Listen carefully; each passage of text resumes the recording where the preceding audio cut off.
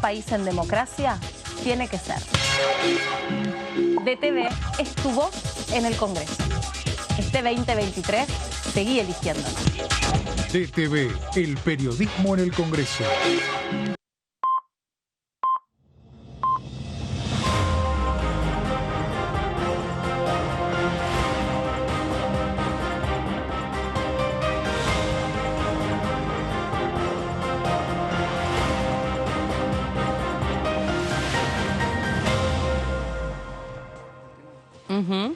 ¿Cómo andan? Bienvenidos. Último día de la semana, se siente, la humedad, el cansancio, está difícil. Mucha humedad, demasiada humedad. Está. Demasiada humedad. Dicen que va a llover mucho todo este año, lo cual es bueno para el campo y para los dólares que vamos a recibir.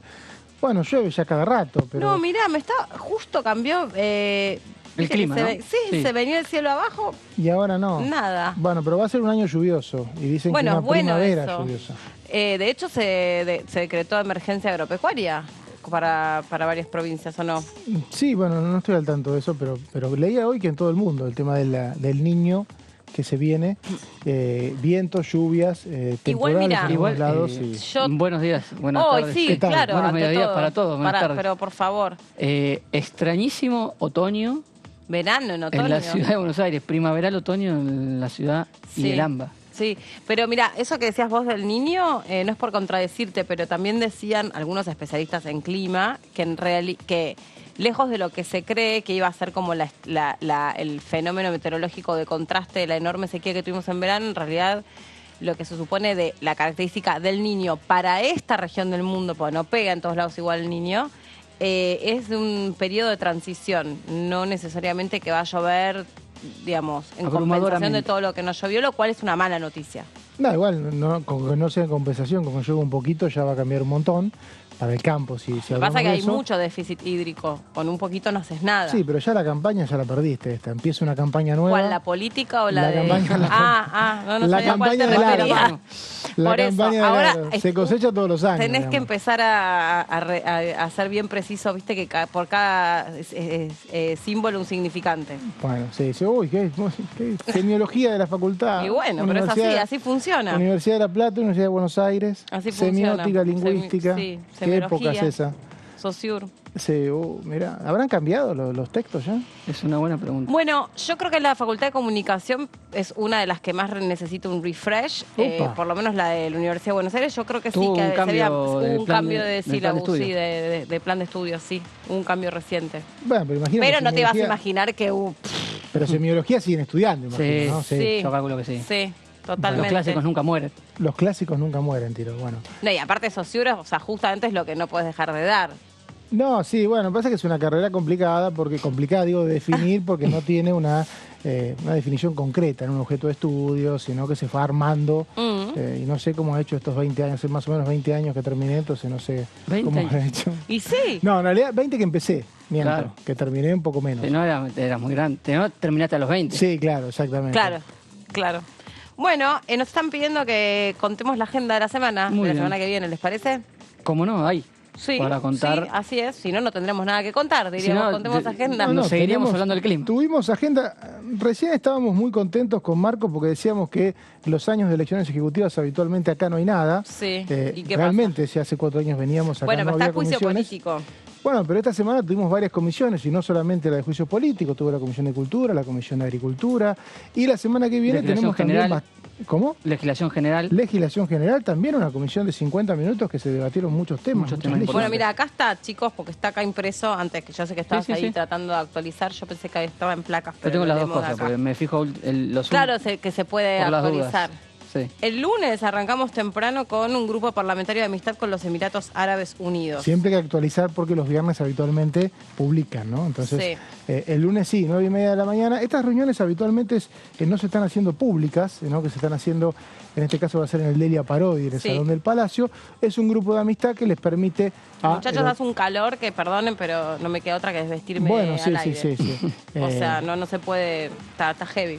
Bueno, si quieren poner un plano de alguna otra persona, se los agradezco un microsegundo, me estoy muriendo de calor. Bueno, no importa. Lunes, Salió perfecto. 9 de la mañana, No pasa decíamos, nada. No me en el muero Salón de Delia Parodi, No se grupo de puede amistad estar. con los Emiratos Árabes Unidos. Seguramente van a venir las representaciones de la Embajada de los Emiratos Árabes Unidos acá al Palacio para crear este grupo de amistad que les gusta mucho a los embajadores Sí, porque pueden está bueno. interactuar. Es más, en este momento hay una delegación de legisladores de las dos cámaras que están en Armenia firmando un convenio en este momento, ¿no? A partir de la creación de estos grupos de amistad. El martes 13 no es para nada escéptico, en realidad escéptico no es la palabra, sino que sería, ¿cuál sería la palabra concreta? Cabulero. Cabulero, no misticista, no sé cómo Exacto, lo podemos decir. eso. Sí. Agustín Rossi, jefe de gabinete, candidato a presidente, por lo menos según sus anuncios, va a usar el martes 13 para brindar su informe de gestión a las 12 horas. Va a estar en la Cámara de Diputados, el segundo informe de gestión que brinda en la Cámara de Diputados, el tercero porque ya pasó por uno Y si no en me el Senado. equivoco, el Bueno. 137 informes de gestión en total desde la creación de la jefatura de gabinete. Muchachos, Perfecto. Y completamos, 10 de la mañana Ajá. el miércoles, Comisión de Comunicaciones e Informática para debatir la ley Olimpia, la ley que penaliza en realidad, que trata de Violencia digital. castigar la violencia de género digital. Y a las 11:30, el plato fuerte, las comisiones de Finanzas, de Presupuestos y Hacienda van a debatir un rescate a los deudores UBA. muy bien. Vamos a nuestro próximo invitado.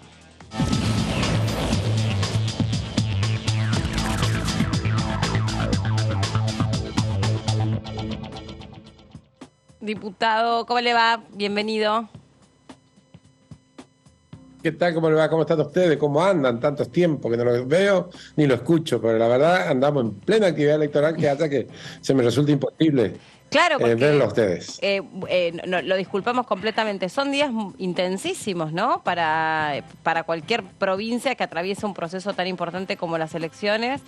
¿Cómo se vive? ¿Qué hace? O sea, ¿qué se dedican haciendo los últimos días de campaña? ¿Cómo son? ¿Recorren los Mire, barrios? la verdad que ayer cerramos la campaña porque nosotros votamos el domingo. Claro. Y lo que hacemos, en caso personal, nosotros tenemos dividido en 6 partes la provincia. Cada parte tiene sus responsables políticos y en uno de ellos estoy yo, donde tenemos 12 municipios. Esos 12 municipios, lógicamente, trabajamos en conjunto con los intendentes que corresponden a la alianza y otros que son radicales. De esos 12, 5 son radicales y 7 son de nuestros socios que integran la alianza. Y ese trabajo intenso que estamos dando, palmo a palmo, hace que nos fortalezcamos muchísimo y creo que el domingo, si Dios nos permite, vamos a lograr un gran triunfo con mucha claridad. Ujú. Diputado, ¿cómo anda? Mauricio Cantando lo saluda. El domingo elecciones legislativas en Corrientes que elige gobernador. Elecciones legislativas. ¿Muy Sí, bien? porque Corrientes es una de las Y sí. provincias que Corrientes es elige... una de las provincias que elige el gobernador a destiempo, en realidad, junto con Santiago del Estero, junto con las legislativas nacionales. ¿Y qué se va a renovar? ¿Qué cantidad? ¿La mitad de las bancas? ¿Son elecciones legislativas también en los municipios? Cuéntenos un poquito. Sí, cómo no. Nosotros tenemos elecciones legislativas, como vos lo dijiste. Tenemos 15 diputados y 5 senadores. Y después tenemos 66 municipios que eligen concejales. De esos 66 municipios, algunos eligen 1, otros 2, otros 4. Depende de la cantidad de población, porque de acuerdo a la población tenemos los concejales. Así que eso es lo que se elige el día domingo. Creo que el domingo va a ser realmente una presencia intensiva de la gente porque veo mucho entusiasmo. Veo por primera vez que en una elección intermedia para nosotros, en el caso de la provincia de Corrientes, la comunidad, la presencia de la comunidad es muy fuerte.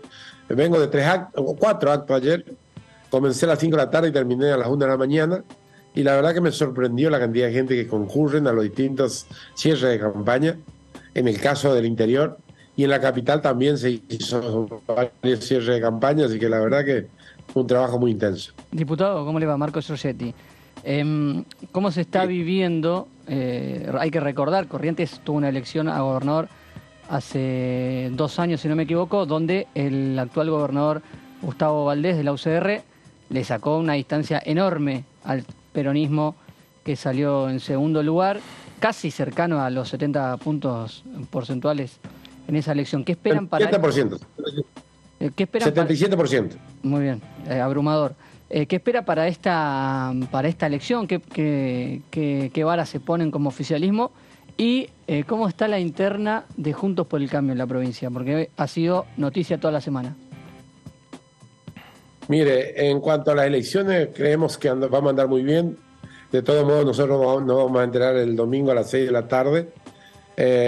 Según mi percepción, yo no soy técnico, soy abogado solamente y me dedico a la política, pero no le puedo decir el porcentaje, pero la percepción que tengo es que vamos a estar en un 80% de diferencia con respecto al kirchnerismo, porque no existe en la provincia de Corrientes el kirchnerismo, no porque nosotros no quisiéramos. Al contrario, a nosotros nos fortalecería mucho más, porque la democracia se fortalece cuando hay verdaderamente una oposición. Nosotros en Corrientes no tenemos oposición, porque la pelea de ellos es muy fuerte, son 20 o 30 dirigentes que tienen, y entre ellos se pelean mucho, discuten mucho, todos quieren ser el primero. Eso hace que nosotros estemos prácticamente luchando o caminando en la provincia sin ningún tipo de confrontación política de ninguna naturaleza, ni siquiera de los medios de comunicación, ni siquiera en la calle con ellos mismos. No tenemos esa confrontación porque no existen. Yo creo que el triunfo va a ser muy claro el día domingo, pero por nuestros propios esfuerzos, y quiero aclarar esto, porque el gobierno nacional a nosotros nos castiga mucho. Sin embargo, Gustavo viene trabajando muy bien en la provincia. Hoy tenemos el déficit fiscal es superávit en el caso de la provincia de Corrientes. No tenemos ningún tipo de deuda. Hoy somos primeros, yo siempre digo, en producción de arroz. Somos primeros en exportación de hierba, aunque somos segundo como provincia. Tenemos carne, tenemos lógicamente madera, somos primero también en madera. Es decir, estamos realmente en un trabajo muy intenso. Se creó 18, 19 parques industriales donde reciben beneficios. Por ejemplo, no se cobra el ingreso bruto, que es un impuesto que muchos empresarios sufren. El caso de Misiones tiene el 9%, el caso del Chaco creo que está en un 7%, el caso de Formosa creo que está en un 8%. Y en el caso de Corrientes no cobramos ingresos brutos, no porque no quisiéramos, sino nosotros creemos en la empresa privada y aportamos lo que podemos acompañar. ¿Y cómo acompaña el Estado? Con este tema de liberar los impuestos, disminuirle la carga fundamentalmente de energía, que acá es muy cara. Nosotros, ustedes saben que nos cobran 5 o 6 veces más que la capital federal, más que la provincia de Buenos Aires, aunque somos la provincia que generamos la energía, ya si están tan Corrientes. Y la verdad que todo esto es una vergüenza, pero bueno, creo que esto está a punto de terminarse. A fin de año seguramente va a terminar Juntos por el Cambio y va a lograr un triunfo muy claro. No me cabe ninguna duda, más allá de la diferencia, y está bien que se discuta, discúlpenme con respecto a este tema en el orden nacional. Sí. Yo digo, siempre pongo al presidente de los opositores, mientras que, y sin embargo, terminó triunfando él. ¿Por qué? Porque la confrontación, digamos... Se nos cortó el Zoom. Bueno, ahí No lo quería vamos a caer con el tratar. chiste. Ahí está. Ahí lo recuperamos. Diputado, ¿Y ahora me escucha? Ahora sí. a ver. No, espera un poquito porque se fue apenitas la señal. A ver si ahí lo tenemos. ¿Ahora me escucha usted? ¿Me escucha? Sí, Yo lo ahora. escucho bien, ¿eh? Y eso que debe Pero hacer calor en yo lo Corrientes, ¿no? No, pero mira, ves que está mal la señal. Sí, un calor muy fuerte, está 29, 30 grados. Está haciendo Claro, y Claro, no, para como que se quede como- congela la imagen, por eso Claro. es raro. claro. Diputado, ahí creo Ya. Sí. que volvió la calidad de la imagen. ¿Cómo repercutió dentro del espacio político la incorporación de Expert? Nosotros somos de pensamiento abierto. Y le digo no por una cuestión del momento ni circunstancia. Nosotros hace 20 años que gobernamos la provincia con 32 partidos que inclusive el sector del peronismo integra nuestra alianza. Lo que le quiero decir con esto es que nosotros somos de pensamiento de que tiene que haber una gran coalición. En el 99-2000, no sé si me están escuchando, Sí. en el 99 y 2000, la provincia de Corrientes sufrió una crisis muy fuerte. Nosotros fuimos la columna vertebral de esa unidad y gracias a ese consenso y esa participación mayoritaria de todos los partidos, hoy la provincia tiene ese superávit que le estoy diciendo. No tenemos ningún tipo de deuda. Logramos no cobrar el ingreso bruto, que es lo que facilita mucho a los empresarios. Lógicamente que fortalecemos todas nuestras rutas, estamos trabajando con todas nuestras rutas.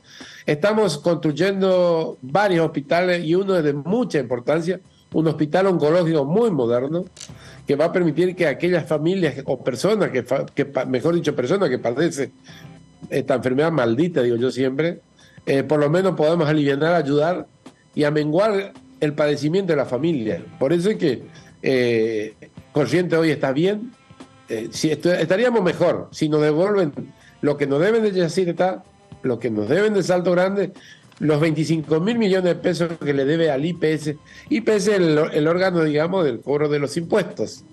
La nación nos está dando ese dinero que muchas personas aportaron a la nación, menos que en la provincia, se jubilaban por la provincia, y ese dinero no están aportando a la nación. Tuvo que demandarle el gobierno de la provincia para que lo devuelva. Claro. ¿Y de Schiaretti piensa lo mismo que Despert?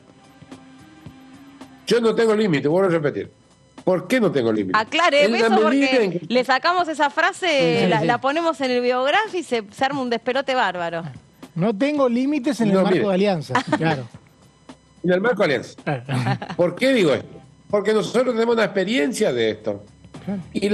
No, pero aparte, sacándolo de las elecciones, que estamos ahora en elecciones, la Argentina, para salir adelante, tiene que haber un gran consenso entre los partidos, fundamentalmente sobre temas de mucha importancia, como el tema económico, el tema de la justicia, el tema de la seguridad. Si nosotros no logramos eso y gobierna un sector una parte, la otra parte queda lógicamente discriminado y eso hace que tengamos la crisis que tenemos. Dejemos de joder con este tema y perdón que le diga de esta manera, pero me molesta a veces hablar de esa división. Acá tenemos que consensuar todos los partidos y si es posible antes mejor. Por eso digo que nosotros somos en el acuerdo y en el arreglo, en la medida en que lógicamente las personas que va a conducir esto sean personas serias, como ocurrió en el caso de la provincia de Corrientes. Nosotros con Ricardo Colombi hemos gobernado muy bien la provincia, donde participó el gobernador fue peronista, un peronista muy encumbrado en la provincia de Corrientes, y gracias a eso la provincia se contuvo primero y hoy estamos en esta situación. Hoy, por ejemplo, el vicegobernador de nuestra provincia es el doctor Bellapo Carp, que pertenece a otro partido y que ustedes lo conocen como senador que era. Exacto. Él es del Partido Popular, hoy el Partido Autonomista, hasta inclusive el Partido Nuevo, que tuvimos una crisis en el 90 y pico con ellos, hoy participa de nuestro gobierno ejerciendo el rol de legislador. Cada uno tiene un rol acá y esto es lo que tenemos que hacer en la Argentina. Claro, usted diputado, para aplicar acá. Usted está haciendo referencia siempre que los diputados corrientes radicales se destacan por recordar que históricamente el radicalismo en Corrientes hizo acuerdos con el peronismo para enfrentar a los partidos provinciales. Es histórico esto. No, perdón. A ver. Nosotros solamente en 1987 intentamos hacer un acuerdo con el peronismo y que no lo logramos porque en esa época se intervino el peronismo y no se concretó. Siguió gobernando el partido, el pacto en esa época, el pacto autonomista liberal. Recién nosotros comenzamos un acuerdo con ellos, o con un sector de ellos, a partir del 2001. Antes nosotros no éramos. Hace mucho de esto. No realizamos. ¿Cómo? Hace mucho, todo este siglo. Si a usted le parece eso es mucho o poco para la vida política, no sé si es mucho o si es poco. Porque si usted, una vida, la suya y la mía, quizás sea mucho, sin ninguna duda. Pero política, los cambios se producen en tiempo razonable y no es en un año como uno puede resolver sus problemas personales.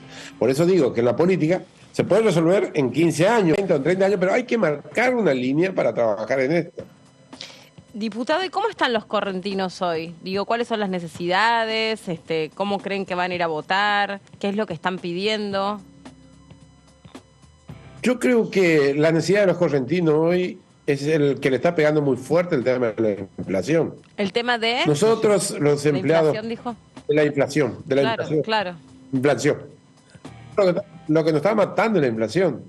Pero acá emplea un sistema el gobierno de la provincia que a los empleados públicos lo va llevando en la medida en que va aumentando la inflación. A las empresas privadas se le está dando crédito a través del banco de la provincia de Corrientes, porque nosotros tenemos un banco que es autónomo, y esto a veces escucho a algunos personajes decir que el Banco Central hay que desaparecer. Lo que hay que dejar es de usar al Banco Central para financiar el déficit o para financiar el tema de la inflación. O sea, esto ahí, es lo que pasaba antes. ahí está un poco de acuerdo, pero simbólicamente con Milei. Mire, a mí me llama la atención que Milei, un hombre que veo que conoce mucho de la economía, Sí. diga que tiene que desaparecer el Banco Central. Solamente en la mente de él pasa esto. Pero es en una forma de Ningún decir, Estado- no va a quedar un agujero en el Banco Central. Yo me imagino que lo dicen... Sí,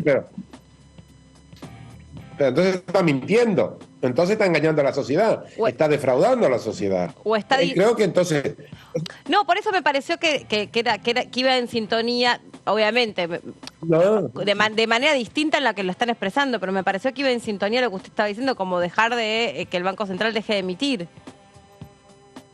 no.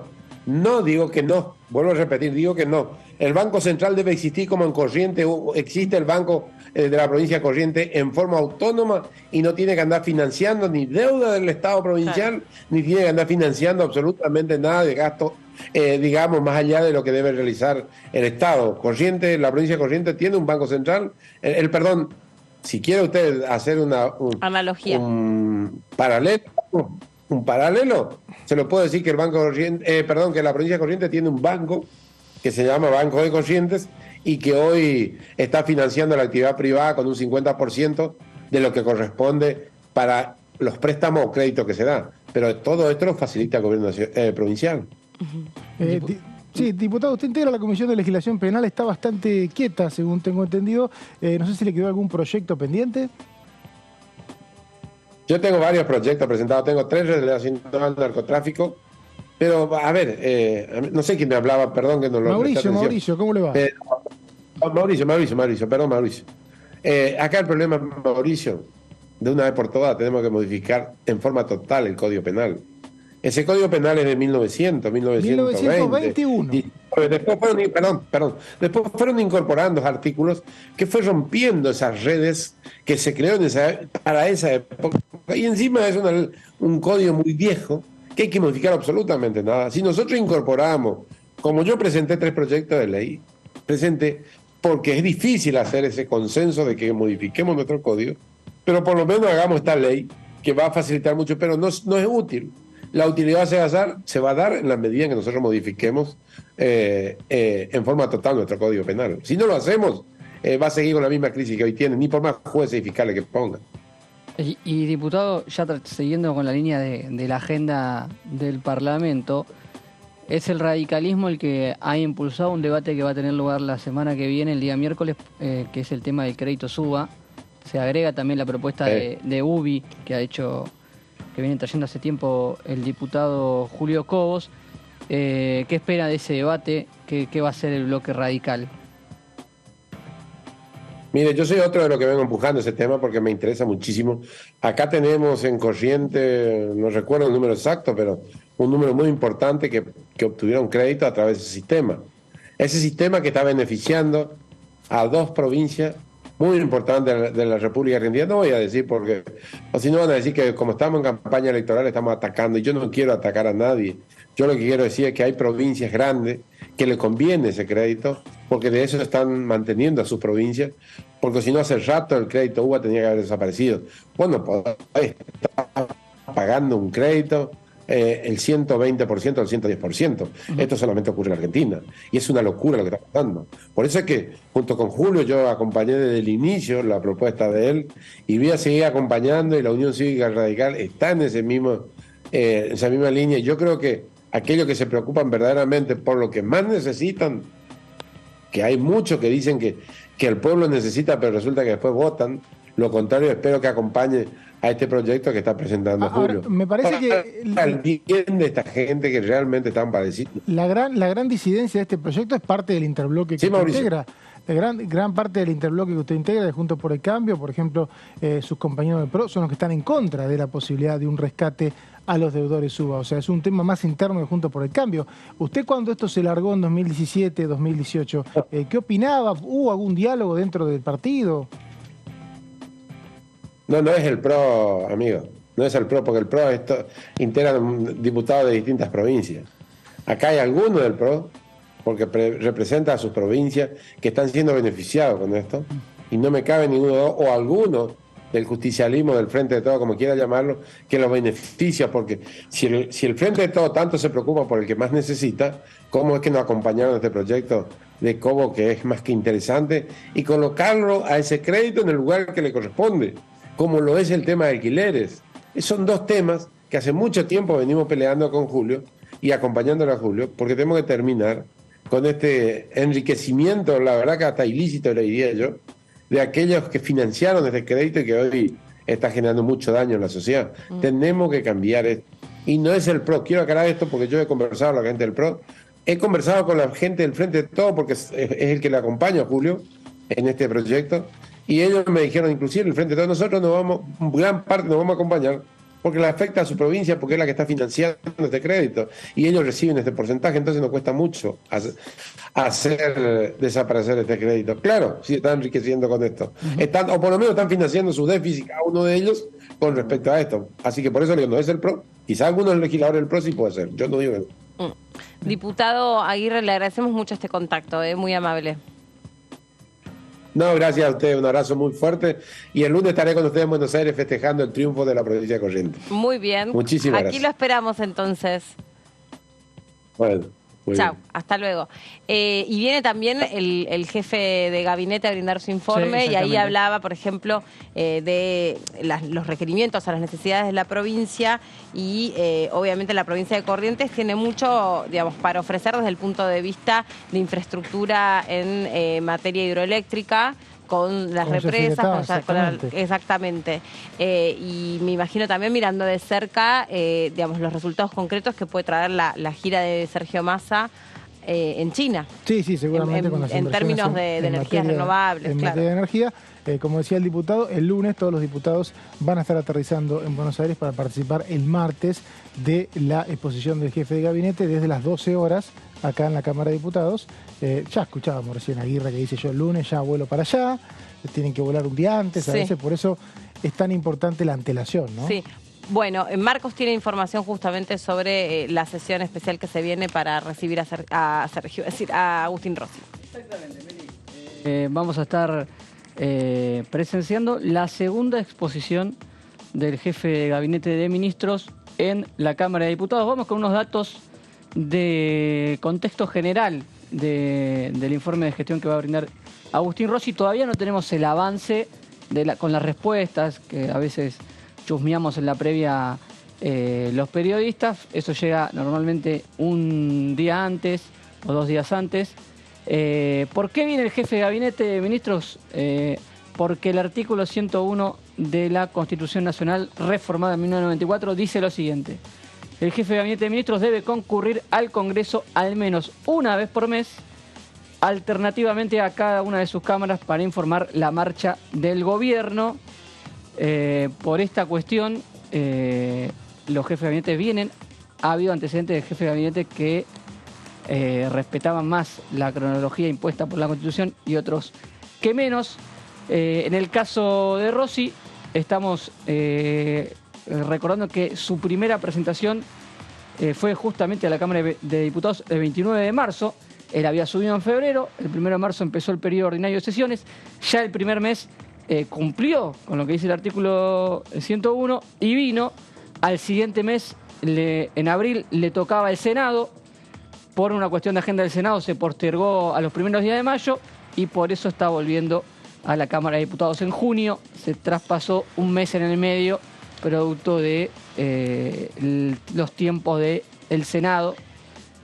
Este año, bueno, estos años para Agustín Rossi fueron de lo más variopinto, ¿no? Cambiantes, ¿no? Claro, exactamente. Estuvo como titular de la Agencia Federal de Investigaciones. Empezó en el Ministerio de Defensa. En defensa, después estuvo como Fue candidato a diputado. en Santa Fe y renunció a ese ministerio. Exactamente. Que perdió la interna con el actual senador Que Marcelo también se había armado Lewandowski. ahí Un quilombito interno. Una interna respecto de si... Bueno, y ahora también le critican mucho que en este contexto y de cara a la presentación de su informe haya anunciado que va como candidato a presidente. Bueno, hoy es uno de los candidatos lanzados como precandidatos a presidente. Uno lo vincula con el sector del presidente Alberto Fernández. Exacto. junto con la otra fórmula que se menciona, que es la de Daniel Scioli y Victoria Tolosa Paz en la provincia de Buenos Aires. Y va a llegar el día martes 13, como dijimos al principio del programa, un día antes del cierre de alianzas. Va a estar en un lugar dando un fuerte discurso, un fuerte discurso político justo antes del cierre de alianzas, cuando ambas coaliciones tienen que confirmar cómo van a ir articulados a la elección general, a la PASO primero y a la elección general de octubre.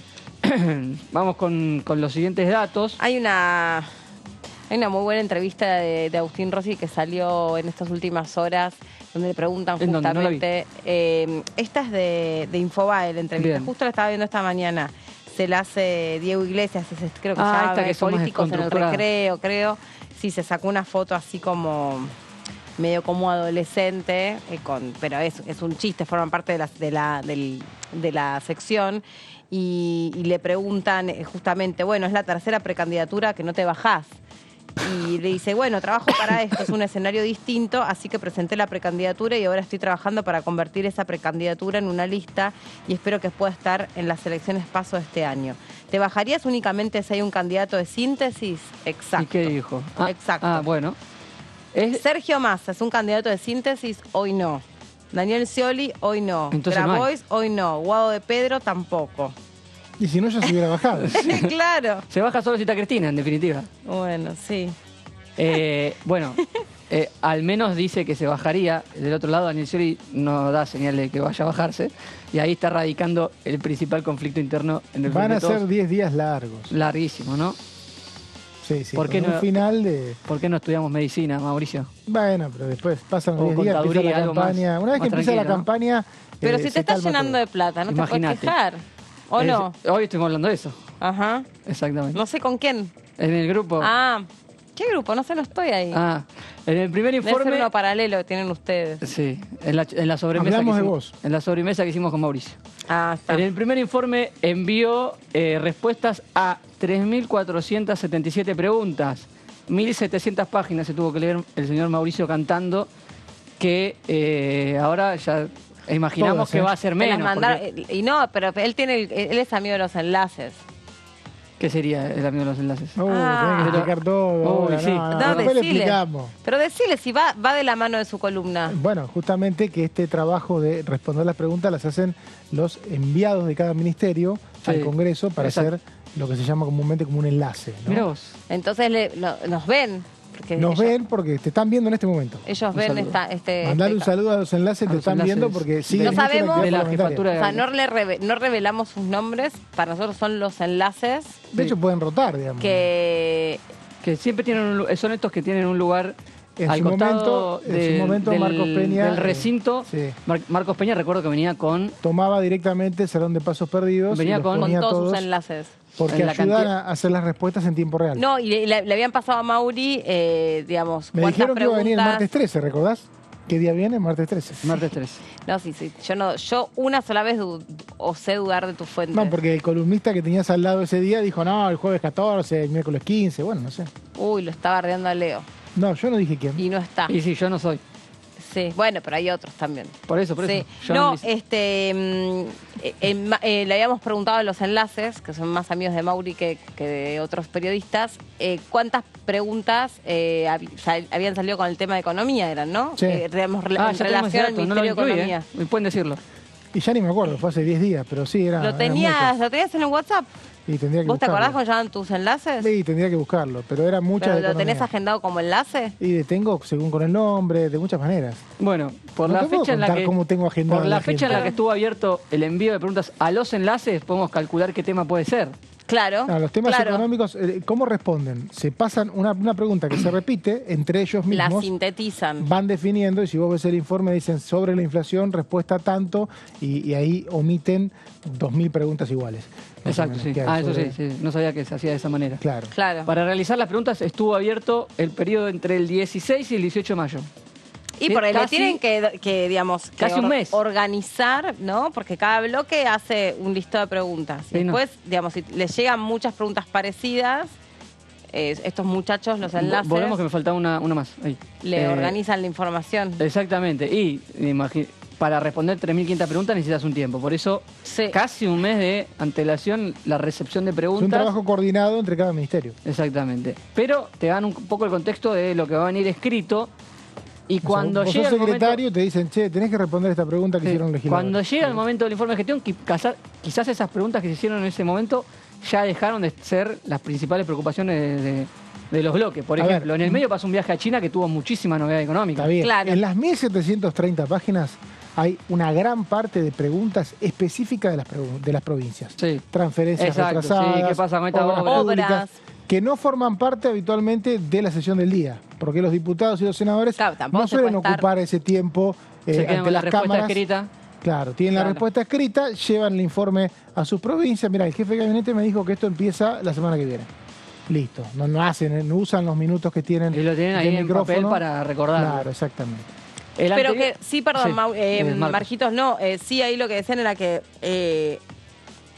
el grueso de las preguntas iban al Ministerio o estaban vinculadas al Ministerio de Sí, Economía. normalmente son las que tienen mayor. También mucho narcotráfico, seguridad y narcotráfico. Lo vimos en el anterior, ¿no? Lo El otro- vimos en el anterior. En el anterior ¿no? fue en el momento justo donde se había pasado hace muy poquito tiempo el suceso en Rosario vinculado a la familia Messi, la familia política de Messi. Eso había generado el debate que se comenzaba Y la en comparecencia comisiones. de Aníbal Fernández. Exactamente, se fue requirió todo ahí. muy pegado en el tiempo, estaba muy candente y ¿Te caliente. acuerdas que se venía el tema Santa pidiendo Fe? que Sí. viniera Aníbal Fernández y Y vino. fue después de lo del supermercado y del informe Sí. de Rossi? Exactamente. El anterior, si tuviéramos está. que hacer una comparación, el anterior jefe de gabinete fue Juan Mansur. Asistió al Congreso 2 veces, en 15 meses de gestión, el 2 de junio del 2022 y el 14 de septiembre, ahí me olvidé el mes, el 14 de septiembre en diputados. Muy, bueno, si hacemos la comparación con la visita del próximo martes, en 6 meses de gestión ya va a estar superando el último antecedente de un jefe de gabinete, así que Rossi le ha dado importancia a los informes de Al gestión. final, Mansur Sí, estuvo un año como jefe de gabinete. prácticamente. Sí. Estuvo Se un retiró año. en febrero. Recordemos Eh, que en muchos casos no se ha podido reunir el Congreso y el jefe de gabinete de turno envía el informe envía el por informe, sí, escrito. el Mansur optó en varios momentos Mandar informes. mandar el informe escrito. Igual las oposiciones de turno reclaman que el informe escrito no alcanza a cumplir Sí, pero la sin norma embargo, que vimos antes del hay artículo. antecedentes de que el propio Congreso no convocó a la sesión. O Exacto. sea, que el jefe de gabinete... No hay- a veces pasa, como pasó en el Senado. Que Sí, Marcos le Peña tocaban era de abrir y quejarse no. de eso. Era de quejarse de eso. ¿De qué cosa, perdón? De que mandaba el informe, pedía cuándo quieren que vaya, no le decían fecha, no se reunía, bueno, quedaba el informe presentado y la estadística de que su presentación no se hizo cuando en realidad no había sido voluntad de Y él. Marcos Claro. Peña fue un jefe de gabinete que duró todo el mandato, Sí, desde y- el principio y hasta el vino final. mucho. Y vino Y mucho. vino mucho. Discontinuó sus presentaciones cuando se empezó a complicar con la crisis económica y cuando ya estábamos casi Y lo de en Lara época San electoral. Juan me parece que también... Sí, Porque- no me acuerdo ahora la fecha puntual de Lara San Juan, si fue 2018 o 2017. Fue 2017, noviembre, lo que pasa es que tienen la obligación de venir entre marzo y noviembre. Claro, Diciembre, enero y febrero no tienen obligación de exacto. venir. Claro. Yo, si mal no recuerdo, dejó de venir en junio por esta época del año 2019, que había época electoral y ya... Pero empezó a- mandaba por escrito los informes. Sí. Contexto que dio la última presentación el jefe de gabinete de ministro, habló de las 3 crisis que vive el país, vinculando también con algo que se retrata en Estados Unidos, la pandemia, la crisis financiera y la guerra en Ucrania, la pandemia, la crisis financiera, y en Argentina las comparó con las 4 crisis porque le agregó la sequía, eso en contexto económico, y en la siguiente placa, sí, algo que dijo en diputados. Se después- comunicaron los enlaces. Upa, Apa. No, vos seguí que yo último momento, placa de último momento. estoy recolectando información. Pero aprovechemos este contacto para Justo iba a pedirle- hablar de economía. para Bueno, profundizar. habla y yo te corrijo. Este dato lo usó para defender la gestión. Cuando vino a diputados, lo reiteró en el Senado. Es decir, va un poco por acá la línea de defensa de la gestión de Alberto Fernández en materia económica.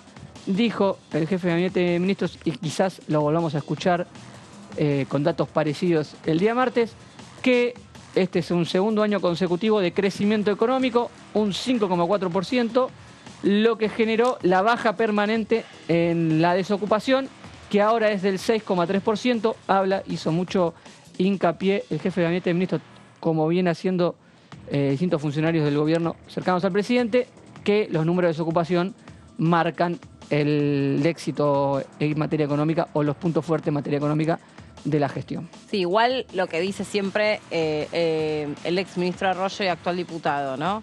Se da, o sea, fenómenos que antes no venían sucediendo al mismo tiempo, por lo menos. Sí. Que es, digamos, creció la economía, pero también creció la pobreza. Exactamente. Y bajó un poquitito, según el observatorio de la UCA, bajó un poquitito la indigencia, porque lo que aumentó es el trabajo informal. Sí. Entonces el indigente dejó de ser, ese punto de indigencia, casi punto de indigencia que bajó, pero se sumó a la pobreza, es porque están haciendo changas. Sí. Entonces, Por eso, este título, digamos, desde el mismo espacio político, también cuando lo rascás decís... hay distintos puntos de vista. Claro, Obviamente es con el prisma con el que se mira. Lo que quería marcar es que lo que toma para... el empleo formal dejó de ser un indicador representativo de la economía. Lo que pasa es que es difícil aceptarlo, pero lo cual no significa algo necesariamente malo, porque hay un ingreso informal alto en algunos sectores, no solo, y solo bajo. Es lo que te explican, o sea, la diferencia entre, porque dice, el humor social medido en este momento del año es equiparable al del 2001, para la misma época del 2001, el humor social. Pero las condiciones son distintas. Y ahí lo que te dicen es justamente, ¿por qué? ¿Y porque hay más dinero? ¿Por qué hay dinero? El país tiene más movimiento, hay más trabajo. En 2001 no tenías y a su vez en esa época no tenías asistencia social. O sea, que tenés asistencia social y a su vez tenés un sector informal que en algunos casos, nos contaba Daniel Arroyo, tiene buenos ingresos. No es que solamente hay empleo informal bajo. Hay empleo informal muy bueno. Y lo que tiene que hacer el Congreso, que es el gran debate pendiente, es cómo formalizar esa enorme cantidad de dinero que está generando puestos de trabajo y está generando que un montón de familias vivan, ¿no? Exacto, porque al mismo tiempo te das cuenta que si todo el tiempo lo que hay que hacer, o sea, digo, estos títulos son títulos que lo único que pueden generar son impactos, ¿no? Bajó la indigencia. Bueno, pero hay que ponerlo en un contexto. Son recortes. Creció el país. Para mí son recortes que hace en este caso el jefe de gabinete, para mostrar la parte que les interesa mostrar en su gestión. No está mal destacarlo igual, ¿eh? Me parece que está, porque si no también, no es lo mismo que el país crezca que no crezca, ¿eh? Claro. Si el país no crece y el poder adquisitivo cae 20 o 30 puntos como pasó hace pocos años, se siente también, se sentiría de otra manera. El tema es que hoy tenés la particularidad que tenés un crecimiento muy desigual. O sea, mucho crecimiento muy desigual. Y te deja atado a que cualquier ciclo inestable que pueda llegar a venir, no tenés ningún tipo de seguridad de que vas a sostener tu actividad. Sí, el otro fenómeno es que justo que lo hablábamos hace un rato respecto de el poder adquisitivo o cómo quedaron atrasados los sueldos en casi todas las actividades. Precisamente es esa la discusión. Y el ingreso informal muchas veces para completar esos sueldos. El tema es que existe. En otra época no existía. Es que, claro, o sea, hay mucho pluriempleo y el pluriempleo está vinculado precisamente a que con un salario no cubrís necesidades básicas. Lo que no se factura, Meli, no hay dimensión de la cantidad de dinero no facturado que hay en empresas reales que generan que un montón de gente viva mucho mejor de lo que se registra. Y después se registran como pobre gente que no es pobre. Y dos títulos políticos que dejó su última presentación, para mí no van a estar de vuelta, va a elegir otro camino, porque otra vez hablar de lo mismo. Hizo un marco general de la situación política y de violencia política. Veremos si toca algún punto, metiéndose ya en lo que puede llegar a ser una campaña electoral que tenga estos aspectos. Claro, hay que Habló de la grieta y que el conflicto Campo la había inaugurado y había quedado. Sí. Y lo marcó también esta situación de grieta y de violencia política en el contexto de que se había llegado al punto de un intento de magnicidio, recordando lo que le pasó a la vicepresidenta. Es interesante que traes esto de los títulos, porque también hay que ver, digamos, qué perfil de Agustín Rossi viene al Congreso, ya que claramente, al lanzarse como... Hay que ver si viene como jefe de gabinete o si hay algún espacio para... Sería un escenario oportuno si lo que quiere es, más allá de hacer un informe de gestión, es de alguna manera adelantar qué es lo que debiera hacerse o cómo debiera hacerse, y ahí es un escenario muy propicio el que tiene, aunque sea desde el punto de vista comunicacional, porque es una transmisión que va en vivo, porque se va a meter en un lugar que él conoce mucho, que es la Cámara de Diputados, con personajes que él lo está diciendo. Él se lanza como candidato, pero todavía no da a conocer su lista, y uno cree que hay personas vinculadas al Congreso que tranquilamente integrarían esa... No sé Sus si- listas, ¿no? Porque tienen que presentar Su lista. una por provincia. Su lista, sí. Claro, bueno, imagínate su lo equipo, difícil quiero que va a decir. ser, claro, sí. sí. Sí, porque Por no eso trascendió el- con quién formaría este programa de gobierno para Y- competir por las PASO. Y No, por yo eso me quedé parece- acá, me no. quedé acá con información exclusiva. A ver, pero bueno. No, dale, dale. La dejo para el final. para el final de que... Para cuando él termine Para esta decir cuando vos quieras. Dale. ¿Ya está? Ya está. Este Bueno, es el final de la placa. ¿cuántas preguntas había dicho que había? 1.700. La última, No, ¿no? Esta, te debes esta todavía no acordar. salió. 1.700. 3.000 3.500, 1.700 páginas. Se consolidaron 1.254 preguntas. Ah, ¿ves? Un Se tercio. van a- claro, un tercio de las preguntas van a ser finalmente las que se van a responder, porque las otras son repetidas. 16 bloques distintos presentaron preguntas, y hay una lista acá que me pasan. Los más preguntones. Los más preguntones, obviamente la oposición, el PRO, Sí. 531 Está detallado preguntas. por Mirá periodista. Si tenía el Por dato de periodista que, no, porque no preguntan. por los periodista, por preguntan los diputado. diputados. si tenía el dato Sí. de que tenías línea directa, lo armábamos. Por ejemplo, Por diputado. el diputado Iglesias. No, ¿Cuántas no. preguntas formuló? Yo me la juego por Mirá, tetaje. tendría que buscar. Es un María Eugenia diputado Vidal preguntón. es la diputada que más preguntas presentó a la ¿Quién? Vidal. María Eugenia María Vidal. Eugenia Vidal. Claro. Recordemos que acá hay equipos de asesores que Claro. trabajan en las preguntas. ¿eh? Sí. Esto es un trabajo en equipo que Me la tiene cada jugaba por diputado. un Martín Tetaz que suele pedir mucho. También, bueno, no está tan lejos, me parece. ¿En qué orden está Tetas? Va, ahora que lo veo, me parece que sí está lejos. lejos. Se quedaron los pedidos sí. de informe. De la segunda es Yo. Ana Carla Carrizo. Ah, Ana Carla. Ana Carla Carrizo, diputada de Evolución Radical. A ver si la tercera no te. ¿De no, qué bloque? Tirá bloque así. yo tengo Pro. los Penato. No la van a adivinar. La tercera Sí. es Es una una, mujer Es una mujer, sí. del PRO. Del PRO. Pero puro. PRO puro. Y hay muchas. Karina Bachay, de San Luis. Protagonista sí. de la elección del próximo domingo. Graciela Ocaña. Sí. María Sotolano.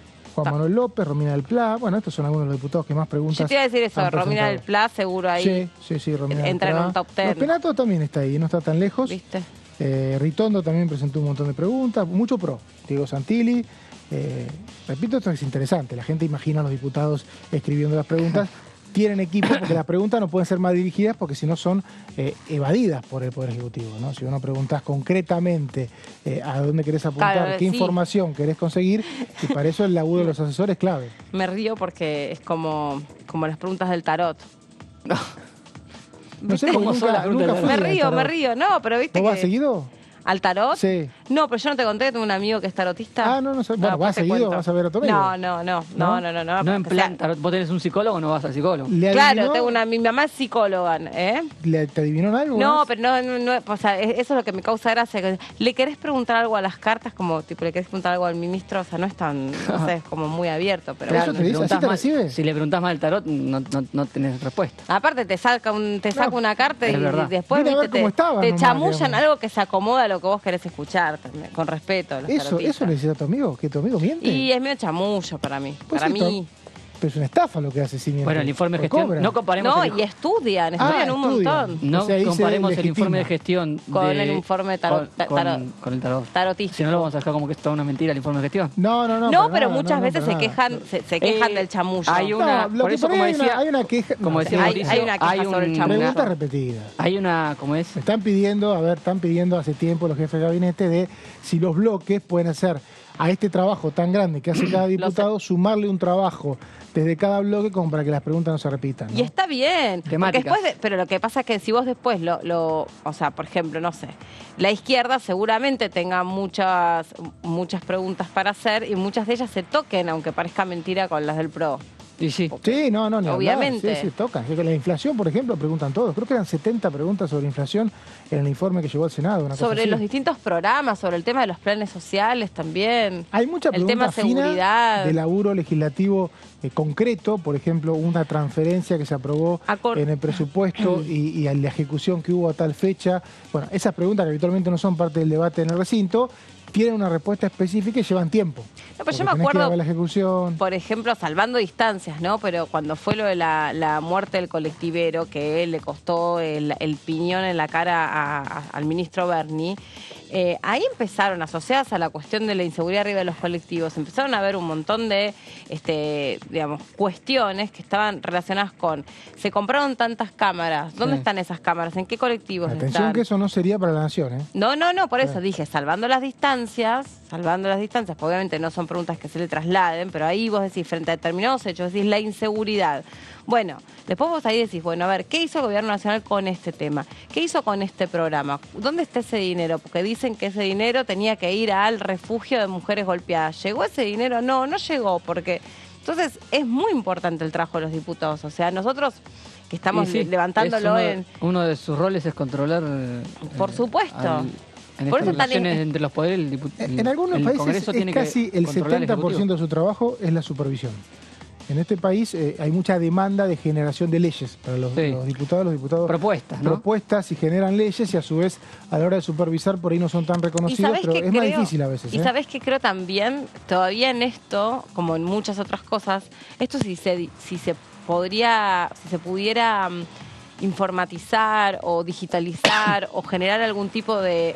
Está digitalizado el informe, ¿eh?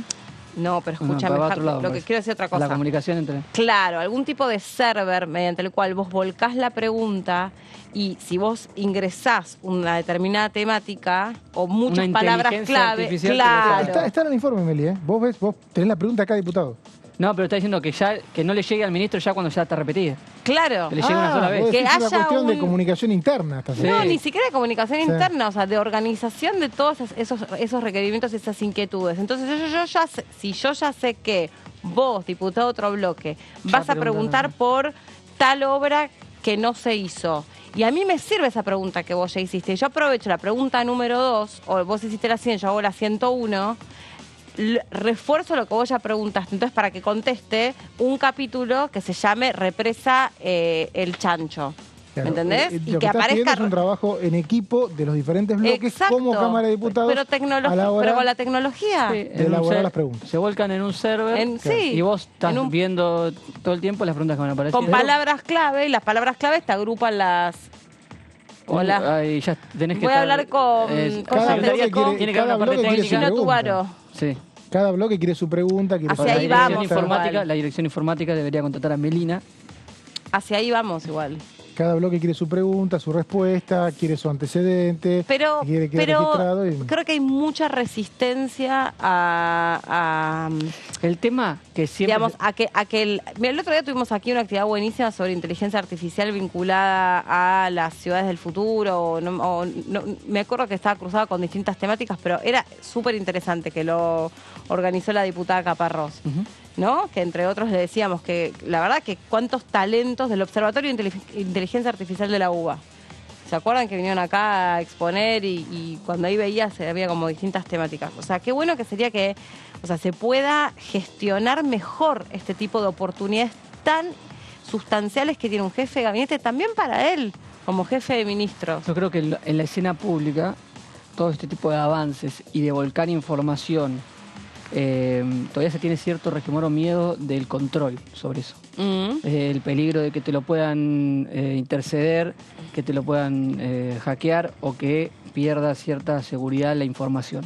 Pero Sí. acá, Me de parece todas a mí. maneras, Sí, si estamos hay hablando de resistencia información sobre pública, la, ¿eh? si hay resistencia sobre ¿Eh? la boleta electrónica. Por eso, sí. Igual debería acá ser se uno de la los va a ver motivos sobre principales. esto. En este caso la información casi siempre es pública. ¿eh? No, Lo que esto pasa, sí, pero lo digo- que dice Meli es si la Cámara podría sistematizar una metodología de preguntas como cuerpo colegiado, ¿no? O sea, no Claro. tener que hacerla bloque por bloque y que las autoridades de la jefatura de gabinete de cada ministerio digan, pero esta pregunta ya la hice y tengan que hacer este como- enorme laburo de sistematizar, ¿no? Es como cuando vamos nosotros a una conferencia de prensa y sabés que se van a poder hacer 3 preguntas. Qué momento hacemos? tenso ese. Nos, Nos ponemos nos de tratemos de acuerdo. poner de acuerdo. Decir, che, preguntemos sí o sí sobre esto, O dale. una pregunta, 4 preguntas en una. Sí, que no está piola porque después te contestan lo que quieren. Comunicacionalmente, muchachos, no sirve eso. No sirve. No. Acá me parece que se podría organizar la información o y los enlaces estarían más que agradecidos. yo Estoy creo. viendo preguntas del oficialismo. Ahora, hagamos una cosa, si me permitís. Hagamos una pausa. Me parece correcto. Sí, ¿Y sí, tenés yo las sigo preguntas viendo. algunas ahí? No, las preguntas no. Tengo la Ay, cantidad. ¿quién me vendió? ¿Me vendió eso? Los diputados del oficialismo que preguntaron, me parece. Bueno. No tengo la pregunta, no, porque el informe todavía ¿Por qué no se tenés elaboró. entonces? ¿Qué dijiste No, del oficialismo? No entendimos. No, estoy viendo cuántas preguntas si está en el ranking algún oficialista. Dale. Ahora sí. Perfecto. Bueno, pausa y Mauri procesa esa información. Ya venimos.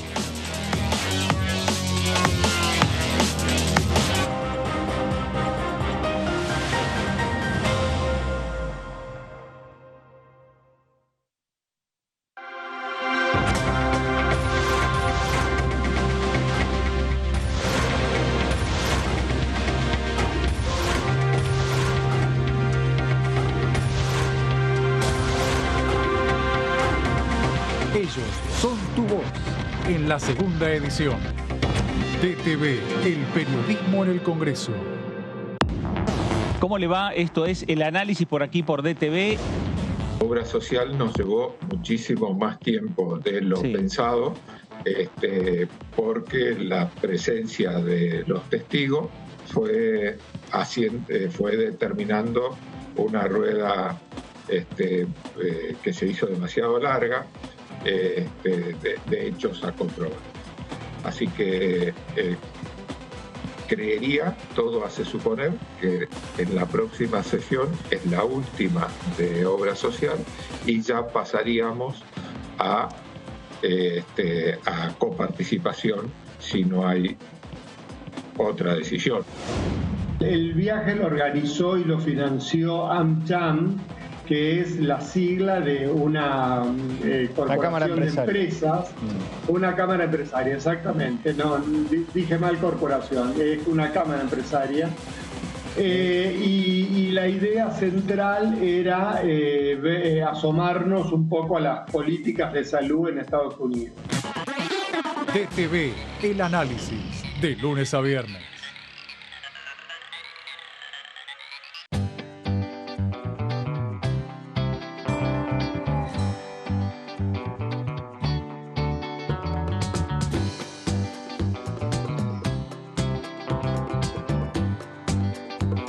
Para hacer visible y formalizar el trabajo en casas particulares, creamos el programa Registradas, generando empleo digno y de calidad.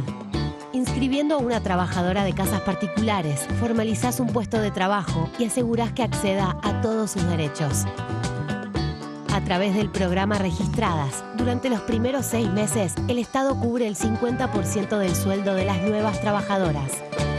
Una herramienta para visibilizar, formalizar y reconocer el trabajo del personal de casas particulares. Argentina Presidencia.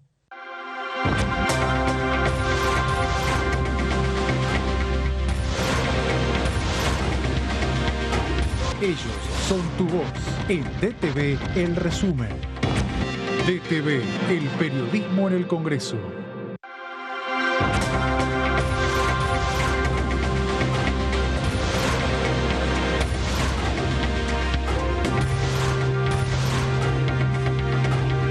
Ellos son tu voz en la tercera edición. DTV, el periodismo en el Congreso. Hola, ¿qué tal? ¿Cómo andan? Bienvenidos, bienvenida. Para mí el desafío de los próximos años en Argentina es que en Argentina, además de litio, sea baterías de litio. Además de soja, sea aceite de soja. Industrializar el proceso de commodities, de producción primaria que tiene nuestro país. Si lo logramos hacer, al crecimiento económico que viene en los próximos años, y que es indudable que viene, le vamos a dar chance a que entren los 46 millones de argentinos adentro. Se ha ajustado mucho la sintonía fina del previaje, apuntando a destinos fuera de temporada y destinos no tradicionales, porque todos sabemos lo que implica destinar recursos del presupuesto nacional a un programa que, si bien beneficia a los destinos turísticos, también tiene un costo para el fisco y para los contribuyentes, y creo que ha avanzado bien en ese sentido. DTV, tercera edición, de lunes a viernes.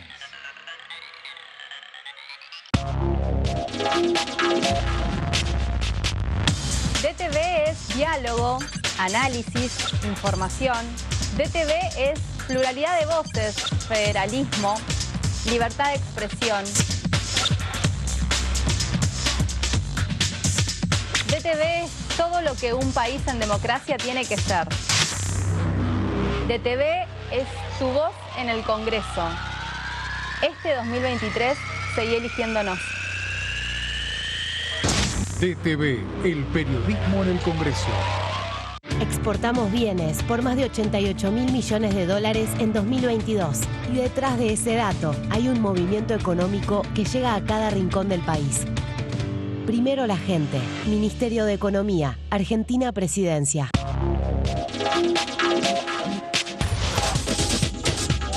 Punto Género, lunes, 23 horas.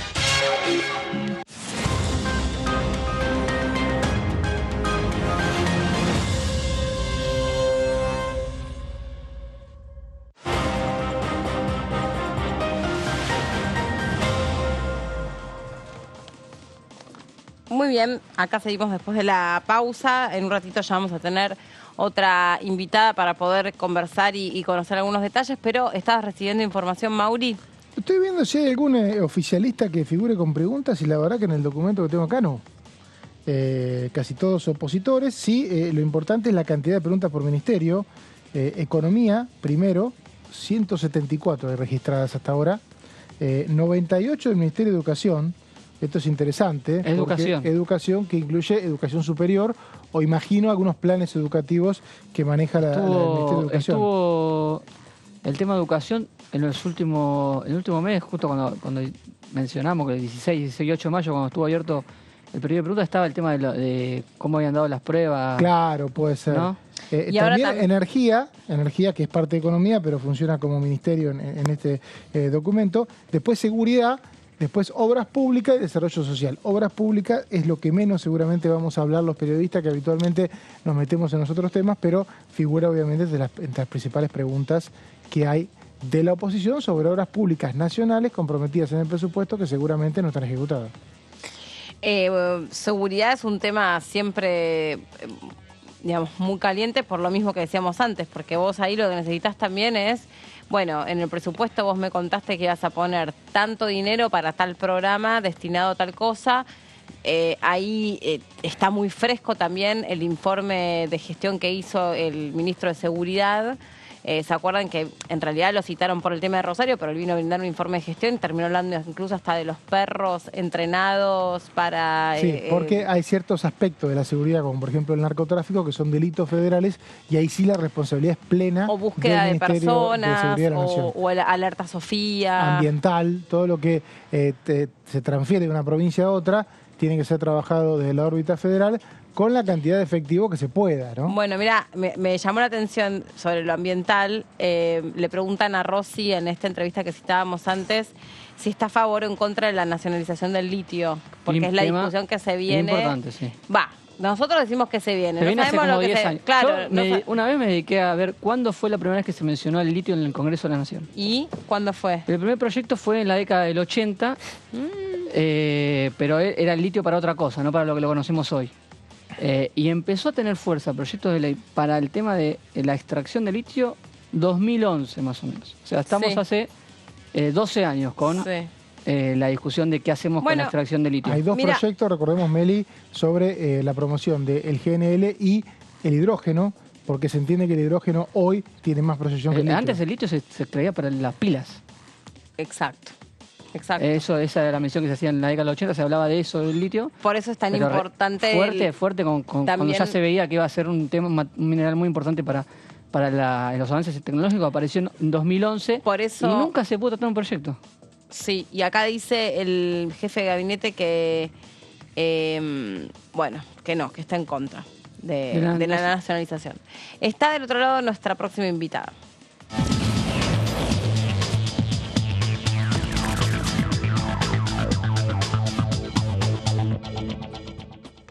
La diputada Landricini está ahí del otro lado, desde el sur. ¿Cómo le va, diputada? ¿Cómo anda? Muy bien, aquí con mucho frío después de mucha nieve o no que están ocurriendo en el norte de la Patagonia. No le escuché, perdón.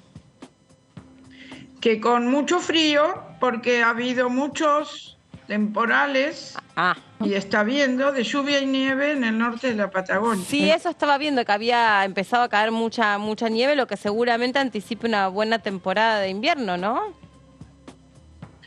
Sí, bueno, esperemos para la época de vacaciones escolares y generales que haya bueno movimiento. También lo hay con extranjeros que provienen fundamentalmente de Chile y de Brasil, pero también la nieve tiene sus problemas, igual que el temporal de agua, en los caminos y para los residentes locales que tienen que desenvolverse con todas sus actividades, con la vida cotidiana, las viviendas, las distancias. Claro. No es sencillo vivir en esas condiciones. Claro, seguro, sí. Diputada, disculpe, Marco Giorgetti, ¿de qué ciudad es de Río Negro? ¿Qué tal? ¿De qué ciudad puntualmente? ¿En qué ciudad está? No, yo vivo en Alto Valle, en Chipoleti, pero hoy había una actividad importante de ciencia y tecnología en Bariloche que íbamos y se suspendió precisamente por el mal estado climático. Hay problemas con los vuelos, hay problemas con la llegada de las personas que tienen que participar dentro y fuera de la región y bueno, hay que cambiar la fecha. Diputada, ¿cómo le va? Mauricio Cantando la saluda. Usted es, ¿Cómo está? Es economista, es protagonista habitual de la Comisión de Presupuesto y el miércoles, aparentemente, según lo que se anunció ayer, habría un acuerdo para rescatar a los deudores UVA con otra modalidad de indexación de los créditos. ¿Qué sabe de eso? Bueno, se ha trabajado en un proyecto sobre UVA tratando de avanzar en dar respuesta a muchas demandas que han surgido todo este tiempo. Desde 2019 en adelante arreciaron las demandas en tiempos de pandemia, que mucha gente se quedó con subempleo o desempleo, con falta de ingresos. Las cuotas han seguido subiendo, cada vez se debe más por parte de los deudores, y se han buscado soluciones que han quedado plasmadas en un proyecto. Había varios proyectos, se ha trabajado tratando de llegar a un proyecto que pueda contar con el número necesario para convertirse en una ley, comenzando por dar dictamen en la reunión conjunta de Finanzas y Presupuesto. Para eso trabajaremos el día miércoles al mediodía, veremos cómo resulta.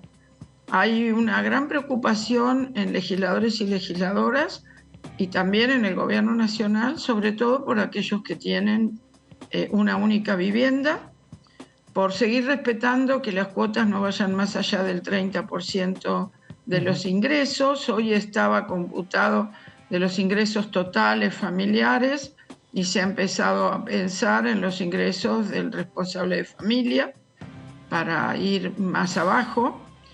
Y también, por supuesto, hubo que discutir la fecha desde donde tendría vigencia este rescate y sería para las cuotas que tienen que ver con el año 23 en adelante. Lo que es 22, 21, etcétera, para atrás, ha tenido que ver con otros periodos fiscales y lo que el fondo con los bancos comprometería a partir de que esto se convirtiera en ley, tiene que ver básicamente con las cuotas de enero del 23 en adelante. ¿Esto cómo sería? O sea, si uno tiene un crédito UVA, las cuotas de enero de este año en adelante, o sea, si pagó ya la cuota, habría un remanente, un saldo para descontar en las cuotas siguientes, y las cuotas siguientes se calcularían con el índice de variación salarial que mide el Ministerio de Trabajo. ¿Esto sería básicamente el acuerdo? Sí, se calculan a partir de la evolución de las cuotas a partir del RIPTE, y en caso de que el IPC sea inferior, se aplica el IPC. De ambos indicadores, el que dé un menor nivel de actualización, o sea, para beneficiar al deudor. Ahora, lo que planteaban algunos diputados de la oposición, muchos diputados de la oposición que están a favor de estos son parte del acuerdo y hay otros que están en contra, y planteaban, ojo que los salarios están muy bajos en Argentina, va a haber muchas paritarias, mucha presión al alza de los salarios y vamos a terminar teniendo un índice inclusive mayor al actual. Como le acabo de decir, si el índice del RIPTE, porque mejoran los salarios, que sería una gran alegría para todos los argentinos y argentinas, y si sigue mejorando el empleo, como está mejorando el empleo registrado y lo ha hecho estos últimos 4 años, y entonces el RIPTE da más y el IPC va más abajo, se aplicará el IPC. Hoy el IPC también está alto, ¿verdad? Eso lo sabemos todos. Pero por eso también hay paritarias y los sindicatos pueden ir trabajando en el reclamo de mejoras salariales que traten de permitir recuperar la pérdida de poder adquisitivo que tiene que ver con el IPC. Y el 30%, si la cuota es el 30%, o sea, supera el 30% de los ingresos registrados del deudor, ¿no paga más que ese 30% y el resto se refinancia para adelante? Por supuesto. Eso no está pasando. Esto se ha aplicado en casi todos los planes de vivienda que ha habido en la Argentina en las últimas décadas.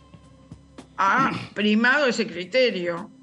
Y acá no existe. El deudor que tiene esta vivienda familiar única tiene que tener un grado de protección de que el costo de esa vivienda en la cuota, como si fuera un alquiler también, no puede superar el 30% de sus ingresos.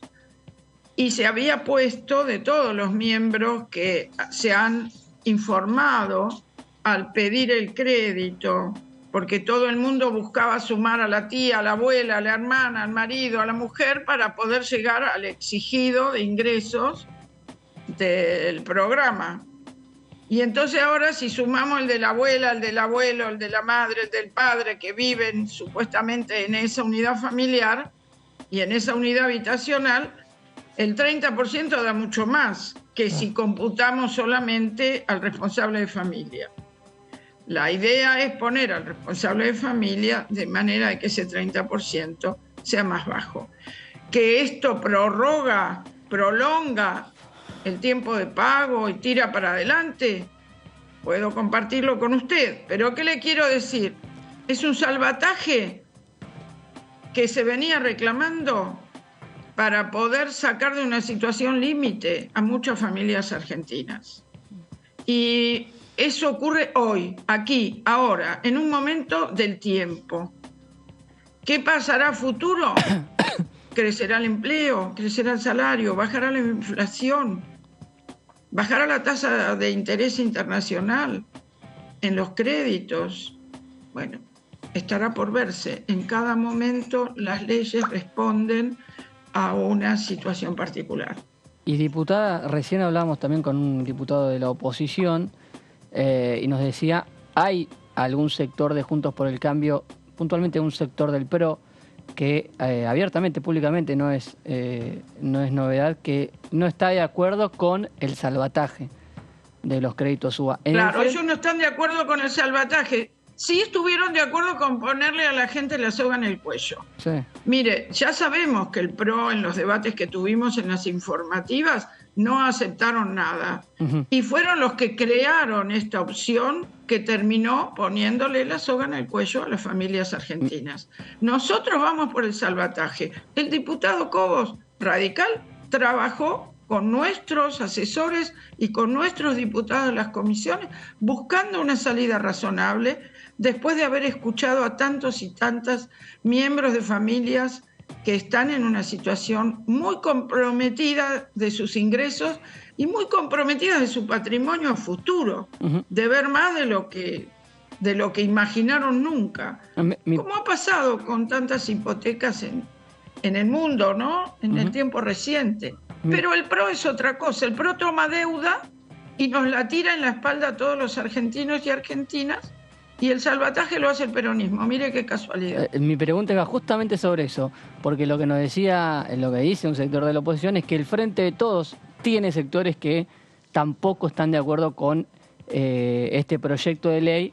Mi pregunta era si va a estar la totalidad del Frente de Todos acompañando el dictamen. Bueno, no tengo yo esa noticia, no sé de dónde se obtiene.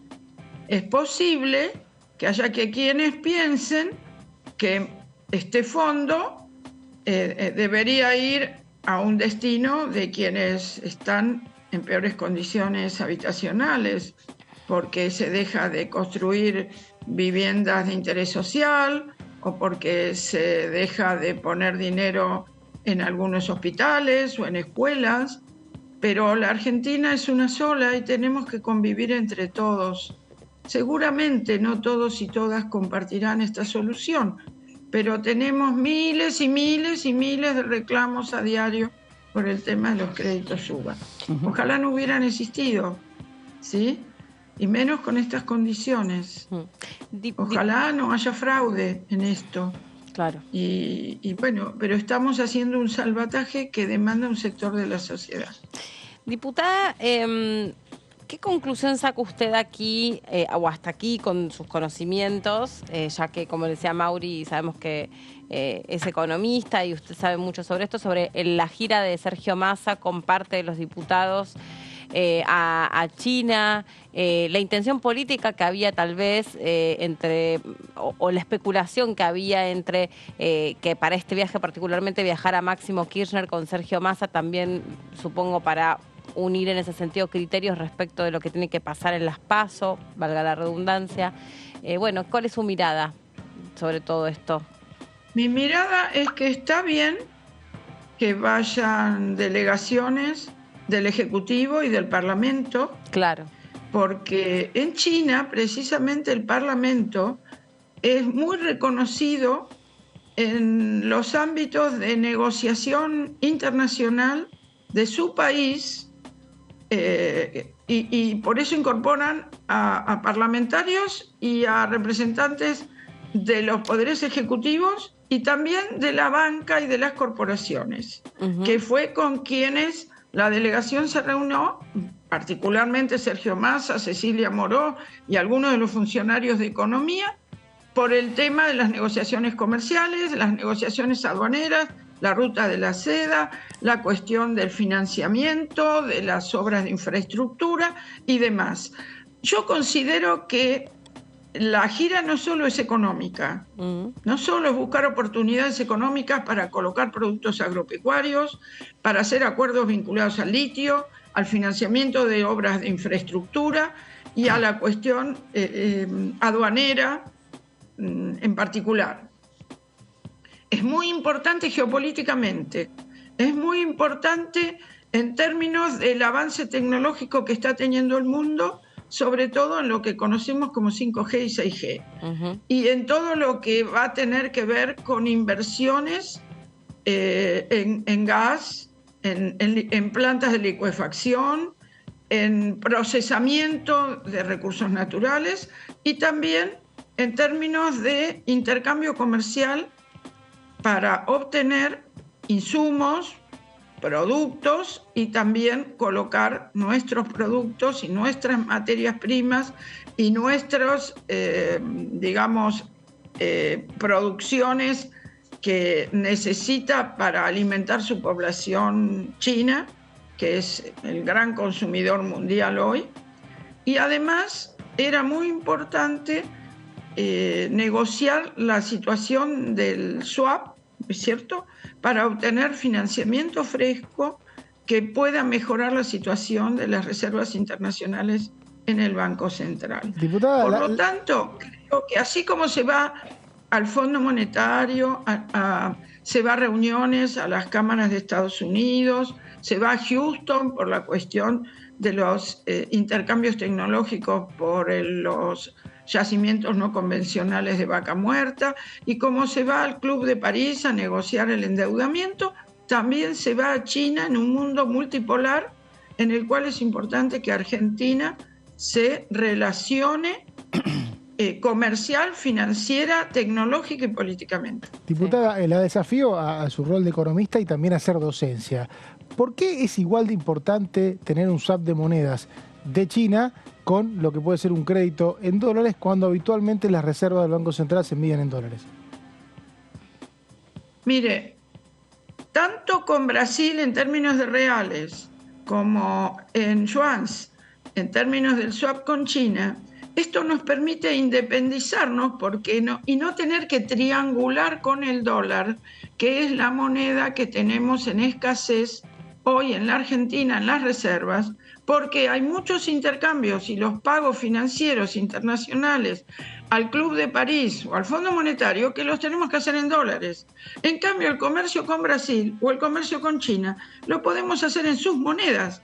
Tal es así que se está negociando a través del ingreso de Argentina al Banco de Desarrollo de los países BRICS, que ese banco financia a los exportadores brasileños de productos que a Argentina les importa, para que se pueda resolver a través de este banco con reales, con aportes de Brasil, y con China con aportes de swaps, de yuans, y que esto permita evitar el uso de la moneda más escasa dentro de esa economía monetaria que ha sido hasta ahora la economía argentina.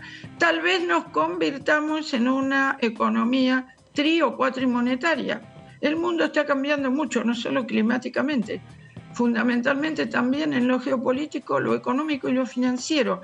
Y fíjese que la moneda estadounidense viene perdiendo algún grado de presencia en el comercio internacional, y la moneda china, como referente del poderío económico y comercial y de inversiones de una potencia como China, al revés, viene haciendo un recorrido de tomar poder en los mercados internacionales. Diputada, algo que me genera curiosidad, que estuvo los últimos días, ya aprovechando que está usted como representante de la región, ¿qué hay de cierto de todo esto que se habla de las inversiones chinas en la Patagonia y tanta polémica que se genera cada vez que se filtra una noticia de una nueva instalación de alguna empresa china en suelo de la Patagonia? Mire, las inversiones chinas en infraestructura no están solo en la Patagonia y en la Argentina, están en toda América Latina. China tiene excedentes financieros que para lograr reservas de algunos minerales, reservas energéticas en otros lugares del mundo, de manera de poder cubrirse del abastecimiento que pueda requerir la evolución de sus industrias, que sabemos que se multiplican día a día, y el abastecimiento a las poblaciones rurales que se instalan en los lugares urbanos. China es el lugar del mundo que más está avanzando en la construcción, en la industria de la construcción. El número de edificios que se están construyendo y de viviendas es absolutamente infinito, y esto implica desarrollo de la industria de los materiales de construcción, esto implica demanda energética, y China, por un lado, busca tener reservas energéticas en otros lugares del mundo y a su vez obtener esas reservas a cambio de productos que China fabrica, que ha tenido un avance tecnológico muy importante a nivel mundial, y por lo tanto desarrolla grandes inversiones en infraestructura en nuestros países, en el continente, para posibilitar que se puedan extraer esos recursos naturales, que no sean solo recursos, sino sean reservas, que se puedan explorar, que se puedan industrializar parcialmente en origen y el resto en destino. Y esto es una complementariedad económica. Nosotros hemos vivido como Argentina el ciclo en que dependíamos del monopolio comercial español. Después hemos vivido ya como Río de la Plata en adelante en la dependencia económica, comercial y financiera del Reino Unido. A posteriori, el siglo XX nos encontró en una dependencia financiera, tecnológica, económica muy importante hasta nuestros días con los Estados Unidos. Iniciamos otra etapa en la cual buscamos integrarnos en la multipolaridad mundial con nuestros países de América Latina y también con los de Oriente. Si nosotros hacemos los ferrocarriles bioceánicos como se ha planificado en el Ministerio de Obras Públicas, pasando por Bolivia y Chile, tanto en el norte como en el centro como en el sur del país, tenemos los mercados asiáticos a muy poca distancia y podemos tener un comercio muy fluido que nos garantice divisas por lo que podemos exportar y nos garantice productos que Argentina no tenga que podamos importar. Y no estar siempre dependiendo del eje atlántico que nos unía a Estados Unidos, a Inglaterra y al mundo de Europa Atlántica. O sea que debemos abrirnos a estos acuerdos de la Ruta de la Seda que ha puesto en marcha China, como también otros países del Asia Oriental, como Corea, la India misma. Y mire, son países que nos dan ejemplo de que los estados son los que movilizan las inversiones en infraestructura, las inversiones en industrialización para promover el crecimiento económico y la soberanía de sus países. Bien. Así que para nosotros son un ejemplo de desarrollo tecnológico, de crédito para beneficiar la producción y el trabajo y la promoción comercial y de inversiones. Diputada, gracias por este contacto con nosotros. Le agradecemos mucho. Muy amables.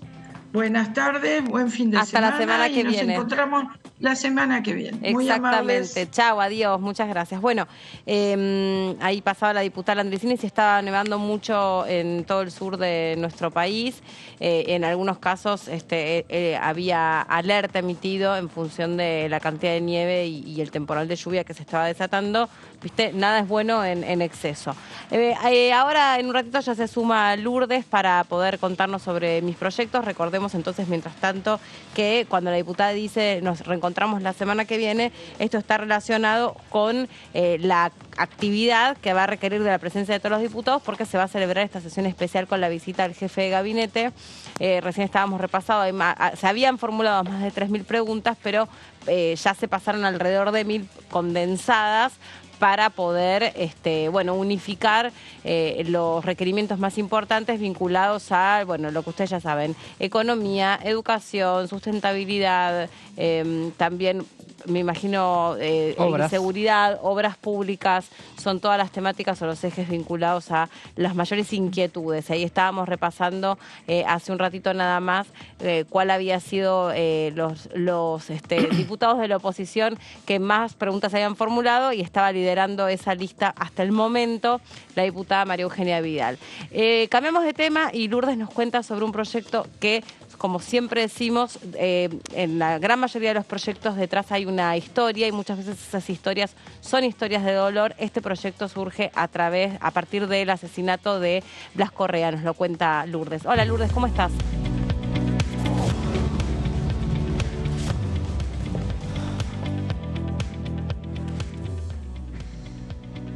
Hola, bueno, primero saludarlos a todos a través de la pantalla de Diputados Televisión, al equipo, Marcos, Mauri, Meli también, y en este caso, como vos lo decías, un proyecto de ley, parte de la sección de mis proyectos que la realizamos, en este caso impulsado por la diputada Gabriela Brauer de Koning, quien es diputada por la provincia de Córdoba. Recordemos que la ley Blas nace a partir del asesinato, en este caso en manos de efectivos de la fuerza policial, en la provincia de Córdoba, por lo tanto, a partir de lo que fue el juicio donde les dieron cadena perpetua a 2 de los efectivos que dispararon y que terminaron con la vida de Blas Correa, Valentino Blas Correa, como era el nombre de este joven que venía en un auto con amigos y, recibe disparos con una supuesta llamada de alto para detener el auto y lo detienen a disparos, terminando obviamente con la vida de Blas. Uno de esos proyectiles ingresa por el auto y lo mata. Lo que pasa después es que plantan el arma. Después hay una mujer, el caso, particularmente acá tengo los nombres, me voy a servir, por supuesto, de la información detallada. Wanda Esquivel, la policía que fue la que luego confiesa que planta el arma y colabora con el esclarecimiento del hecho. Por eso es lo que ahora se está pretendiendo con este proyecto de ley que ha sido planteado por la diputada Brauer de Koning, es una modificación de penas para la ley Blas y sobre todo para los arrepentidos, en este caso que colaboraron con el hecho, porque si no, no se podía determinar cómo es que había sido. Está bastante emparentado con lo que es el juicio del que se conoció hoy la sentencia de la masacre de Monte, donde también hubo ahí alguien que rompe el silencio en cuanto al acuerdo de los policías y que cuenta exactamente lo mismo, porque fue bastante parecidas las condiciones. El de Blas creo que fue en el 2020. 2020, sí, fueron 11 policías los que estaban, obviamente acusados dentro de esta causa por el crimen y encubrimiento posterior del homicidio. Su madre, Soledad Laciar, fue la que también pidió que, de alguna manera, más allá de las 2 condenas perpetuas que en este caso recibieron los 2 policías acusados de matar Lucas Gómez y Javier Alarcón por haber disparado y asesinado a Blas, fueron las máximas posibles. El primero podría beneficiarse con la prisión domiciliaria posiblemente en 2053. El segundo, Alarcón, debería cumplir íntegramente en la cárcel hasta 2055. Y el objetivo es agravar los delitos de tenencia ilegal y portación ilegal de armas de fuego. En este caso, en algunos otros proyectos por ahí se había pensado de algún tipo de capacitación, esto que se pide a la hora de las fuerzas de seguridad de portar armas, de qué manera se hace y cuándo es en este caso, la llamada de alto, cuando se tienen que detener o pedir en algún tipo de operativo policial, en qué momento sacan el arma. Y esto también pasa, ¿no? Ha pasado en otros hechos, no puntualmente. Sí, aparte en este caso me acuerdo que vos seguro lo repasaste mucho más, pero en este caso me acuerdo que también lo que se cuestiona es cuán identificados estaban los policías para ese retén policial, si efectivamente lo que pasa muchas veces con los pibes que van en los autos.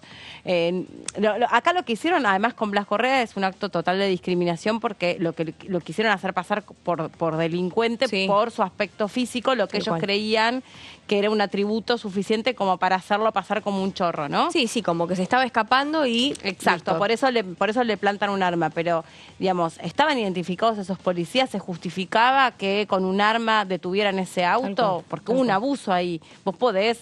Yo hoy veía, por ejemplo, una maniobra muy sencilla que 2 motopolicías le hicieron a un motociclista para ponerle un costado y para que se baje y se identifique. Seguramente deben haber sospechado que venía de cometer algún ilícito. Bueno, pero lo acompañaron con las motos, lo acompañaron, lo corrieron un costado. No se debe iniciar una persecución en todo caso, pero evitar abrir el fuego, pero o le pegas un neumático, si le pegas un cuerpo, pues estás disparando o sin entrenamiento o estás disparando a matar. Exacto. Una de dos, no hay alternativas. A propósito de esto, bueno, cuando el hecho ha sido cometido, particularmente por miembros de fuerzas de seguridad policiales y penitenciarias, tenemos también esta delgada línea en determinar, bueno, para esto obviamente hay que entrenarse y capacitarse cuándo disparar y cuándo no, ¿no? De qué manera se puede llevar adelante un operativo policial y un procedimiento de persecución, particularmente frente a no atender a la llamada de alto o para detenerse hacia un costado de la ruta, del camino, lo que sea. Bueno, en la próxima placa también propone incorporar un nuevo tipo penal, en este caso vinculado a la utilización de armas de fuego, u otros elementos que puedan ser caracterizados como tales, aún sin ser operativos, utilizados por parte de miembros de fuerzas de seguridad, porque también muchas veces está la queja, ¿no?, de por no utilizar el arma reglamentaria, a veces terminan asesinados los mismos policías, ¿no? Pasa al revés. Entonces, como que ahí también no está vinculado netamente con este caso y con la ley Blas, pero también ha pasado. Hace poco asesinaron a una mujer policía por esto de no tener quizá la capacitación necesaria y tampoco poder sacar el arma reglamentaria en el momento que lo debía hacer, con la finalidad de esto de alterar la escena del crimen o lugar del hecho. Recordemos este hecho que fue en el año 2020 en la provincia de Córdoba, como para contextualizar de qué ley estamos hablando. Ya fueron condenados los acusados, que fueron 11 policías, 2 recibieron condena perpetua, mientras que algunos también se les redujo la condena debido a que testificaron, en este caso, como arrepentidos. Sí, pero acá también por lo que yo entiendo, lo que dice es esa parte del proyecto es, claro, seguramente la cadena perpetua está puesta para los responsables del crimen. Pero ¿qué pasa con el que plantó el arma? O sea, con el que, como el delito mayor siempre es el homicidio, ahí está. Todas las cuestiones menores seguramente quedan soslayadas. Entonces, lo que está diciendo es, fantástico, pero además, después de muerto, lo cual es muy reprochable, lo quisieron hacer pasar como un chorro. Claro, a partir de esto, bueno, justo en el tema de los arrepentidos o los que confiesan que plantaron el arma, en este caso y que modificaron la escena del crimen, recibieron entre 3 hasta 4 años y 10 meses, que son penas bastante cortas que las pueden hacer de manera... excarcelable. Por lo tanto, bueno, es que de esa manera la Soledad, la madre de Blas, pidió algún tipo de reparación, el encubrimiento... Los que encubrieron este asesinato... Están libres, exactamente. Es un delito de carácter genérico que puede ser aplicado, obviamente en un abanico de situaciones, pero el máximo de pena que fija el Código Penal son 6 años. Pero aparte esto no se aplicó, por eso es que ahí se pide la modificación, es para los arrepentidos que tampoco pueden estar libres. Pero aparte me pongo en el lugar de esa mamá.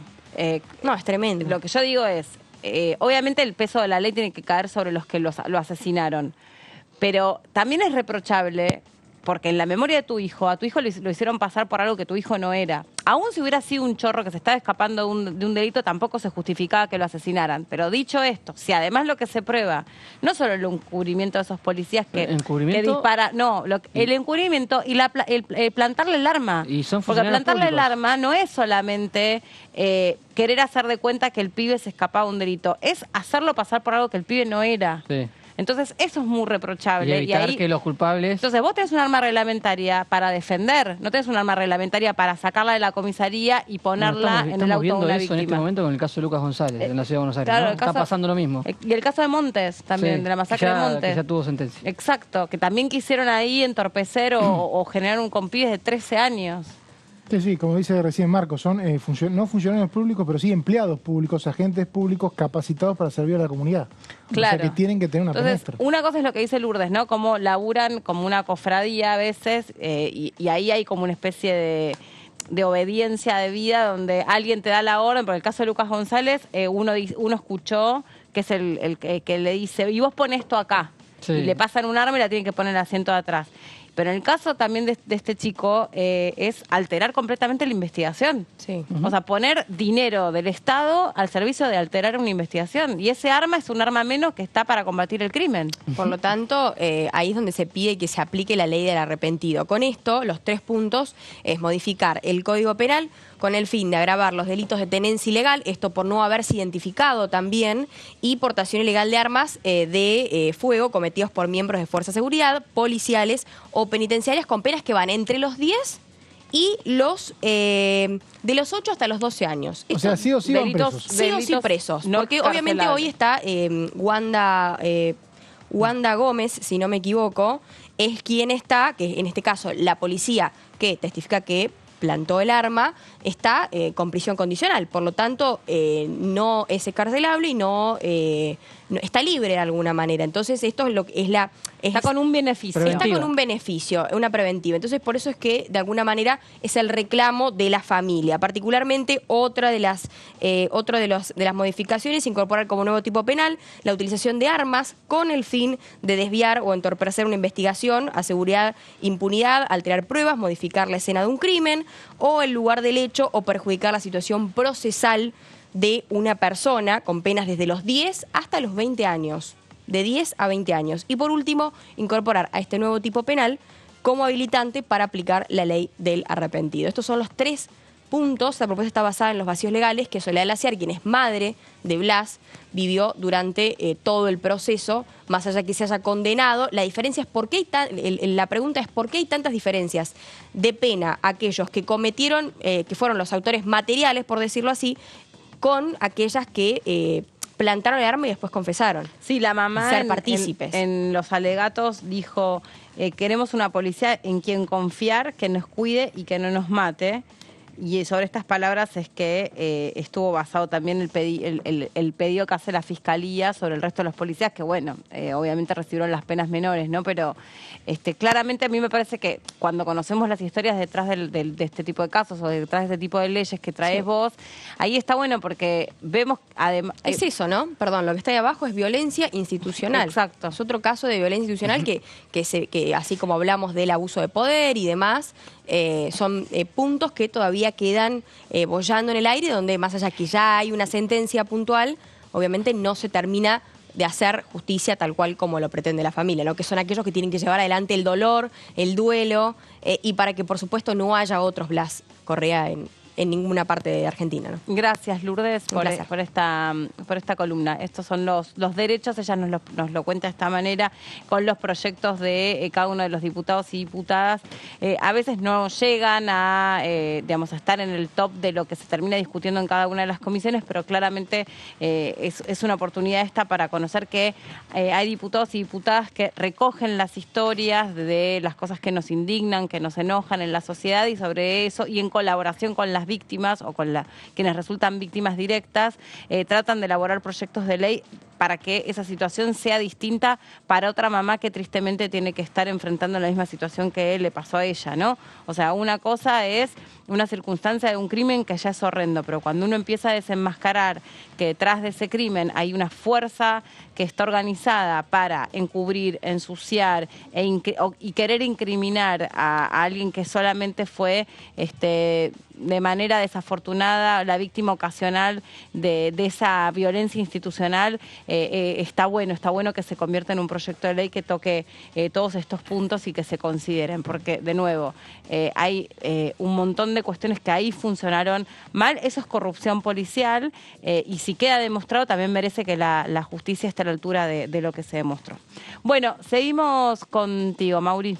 Sí, Meli, porque vamos a hablar de lo que vimos el último miércoles, que se transmitió en vivo, como siempre, por DTV, que es la reunión de la Comisión de Agricultura y Ganadería, que preside el radical Ricardo Burjaile, que recibió a los representantes de la Federación Agropecuaria para el Desarrollo de la Argentina. La FADA es una de las tantas organizaciones que hay para investigar y para difundir y también para hacer reclamos de lo que consideran es lo que necesita el sector rural de la Argentina, el sector agropecuario de la Argentina, y se plantearon en esta reunión una serie de problemas que existen a partir de lo que consideran es una presión impositiva excesiva que limita el potencial que tiene el campo. Este es el planteo que trajeron y plantearon, en resumidas cuentas, la posibilidad de eliminar las retenciones a las exportaciones. Uno dice retenciones y es como que ya está, todo el mundo entiende, ¿no? Es retenciones a las exportaciones y también reducir la presión tributaria en todos los niveles. Recordemos que mucha de la presión tributaria no está como parte de este Congreso del Poder Ejecutivo Nacional, sino parte del Poder Ejecutivo de las provincias. Esto es lo que se conoce como ingresos brutos, impuesto a la renta, o sea, el famoso inmobiliario. Bueno, este Congreso legisla sobre otros impuestos que también se hablaron. Vamos a ver los textuales que dejaron los invitados. No se plantearon proyectos de ley, sino más bien fueron planteos que los diputados tomaron para futuros proyectos de ley. Es un tema en el que habitualmente no hay un acuerdo, porque por un lado está el reclamo sectorial y por otro lado están los legisladores que plantean que este reclamo sectorial hay que insertarlo en una serie de variables y no siempre puede calzar justo. El presidente de la FADA, que vendría a ser uno de los invitados estelares que estuvo en la reunión, que fue Gustavo Vitelli, planteó: el agro argentino no es tan competitivo. Se repitió mucho y estemos atentos a esto porque lo que plantean es que se ha perdido, en este caso, distintos terrenos con muchos de nuestros vecinos y competidores internacionales. Se ha perdido terreno, se refiere a que, Vitelli se refiere a que ya sea los vecinos, ya sea Uruguay, Paraguay y Brasil, los tres países, han aumentado enormemente la capacidad de producción y la cantidad de granos que producen, la cantidad de ganadería que producen, mientras que Argentina se mantiene estable y cuando vemos que hay más recaudación tiene que ver más con los precios que con un aumento de producción. Lo que se planteaba en gran medida es que a partir de ciertas medidas que puede tomar el gobierno, esta situación podría variar. En el caso de David Miazo, economista jefe de la FADA, que fue un poco el que llevó la voz cantante del reclamo, planteó que Argentina podría llegar a producir 213 millones de toneladas, un 56% más de lo que produce. Es un montón. Sí. Tengamos en cuenta que la sequía nos sacó una parte de la cosecha y hay 20.000 millones de dólares aproximadamente menos que estando aliento. Esto sería, según Miaso, por un aumento de la superficie, o sea, la superficie que se produce, un mayor uso de tecnologías como fertilizantes, semillas y riego. El tema de la superficie es un tema que siempre se discute hasta dónde correr la frontera. Se corrió bastante. De lo cosechable, sí. El tema humedales, por ejemplo. Sí, porque si vos ya antes... El tema de avanzar sobre el agua. Si seguís abarcando territorio con producción agropecuaria, es territorio que desmontás, es territorio que quemás. Que está constantemente bajo el uso de la tecnología, el fertilizante y el sistema de ir cambiando las cosechas. Este es un planteo sectorial. O sea, acá la Comisión de Agricultura recibió a representantes de un sector que no son solamente las famosas entidades agropecuarias, sino en este caso una federación. Planteó que se podría producir 1 millón más de toneladas de carne, 1 millón más de toneladas de carne porcina. Estos serían las estimativos. Realmente, si uno ve los números, Argentina produce lo mismo hace mucho tiempo. Lo que pasa es que los precios internacionales hacen que muchas veces entra más dinero y pareciera que hubiera habido un aumento, pero se produce prácticamente igual. Sigamos con las placas para ver qué dijeron los expositores. Seguimos con Damis Miaso, economista jefe de la FADA.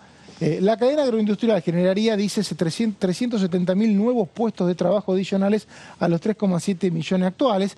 Sabemos que una de las razones a veces por la cual el campo se enoja es que, los sectores del campo se enojan, es que en este Congreso habitualmente los políticos saben, porque es un dato obvio, que el sector primario suele generar menos puestos de trabajo que el sector industrial y que el sector servicio. Esto suele ser contrastado con datos que dicen, no, pero se genera un efecto multiplicador alrededor y se generan muchos puestos de trabajo. Es complejo, porque es lógico que los servicios van a terminar generando a la larga más necesidad de gente moviéndose que el campo, sobre todo cuando la tecnología también está omitiendo una gran cantidad de personal. Pero claro, si se aumenta la capacidad de producción, el personal que esté también se va a aumentar. Y plantea Miaso que hay 4 políticas de base: 0 retenciones, 0 restricciones al dólar, regla de juego claras. Bueno, atención, porque Bursaile al final dijo algunas cosas ya como político, dirigente rural y político, las dos cosas, armonizando un poquito lo que son los reclamos y la necesidad de llevarlos a cabo, que él lo vivió como ministro de Agricultura, ¿no? A ver, son 4 políticas que uno, pensándolas que se hagan de un día para el otro, las ve poco probables. Claro, todas juntas de un día para el otro. Bueno. Bursaile no dijo lo mismo. Dijo que en una de esas algo se puede hacer. Otra cosa que dijo, algo de todo eso. Algo, todo eso sí. Si no, llamen al mago Cacarulo. Bueno, eso fue lo que no se dijo de Cacarulo. Bueno, desde FADA, dije, Miaso, proponemos bajar de manera inmediata 12 puntos de derecho de exportación. Ah, está bien. No a todos los productos de soja quedarían un 21% para luego eliminar esas retenciones y reemplazarlas por un pago a cuenta de impuestos. Atención, porque este planteo fue parte de un proyecto de ley, si mal no recuerdo, del bloque de Córdoba, ¿no? Uno lo ve y suena lógico, aplicable, porque el impuesto se lo terminás pagando, un impuesto de ganancias y no terminás pagando un derecho a la exportación, que lo que hacen los exportadores es trasladarlo a toda la cadena. O sea, te lo cobran a todos. O sea, del momento que estás poniendo una semilla, ya te están cobrando el futuro derecho de exportación. ¿Qué ocurre con esto? Esto lo agrego yo, obviamente no se habló en estos términos. Como tu expertise de hombre de campo. No, bueno, es más fácil cobrar en el puerto que cobrar en los campos, ¿no? Está claro eso. Y no es tan fácil cobrar en los campos porque necesitas una tecnología que tanto la FIP como los organismos tributarios de las provincias es complicado que tengan. Tenés que ver cuánto campo hay declarado, tenés que ver qué de la cosecha podés registrar, qué no. En el puerto están las fuerzas de seguridad y ahí claramente se puede registrar un poco mejor o se debería registrar un poco mejor. Tampoco sabemos cómo se registra, pero habitualmente. Y por otro lado, hubo un debate, sí, que no lo incluía a partir de un invitado, que planteaba sobre la posibilidad de que vuelva una junta de granos, porque lo que ha planteado muchos de los ministros que han aplicado retenciones es: las retenciones a mí me sirven para desacoplar el precio internacional del local. Esto es, sube el precio del trigo, para que no suba el precio del pan, yo pongo retenciones y desaliento la exportación de trigo, y el trigo queda acá. Esto habitualmente antes se manejaba con una junta de granos. Sí, hubo ahí un debate. Perón, antes en la época de Perón.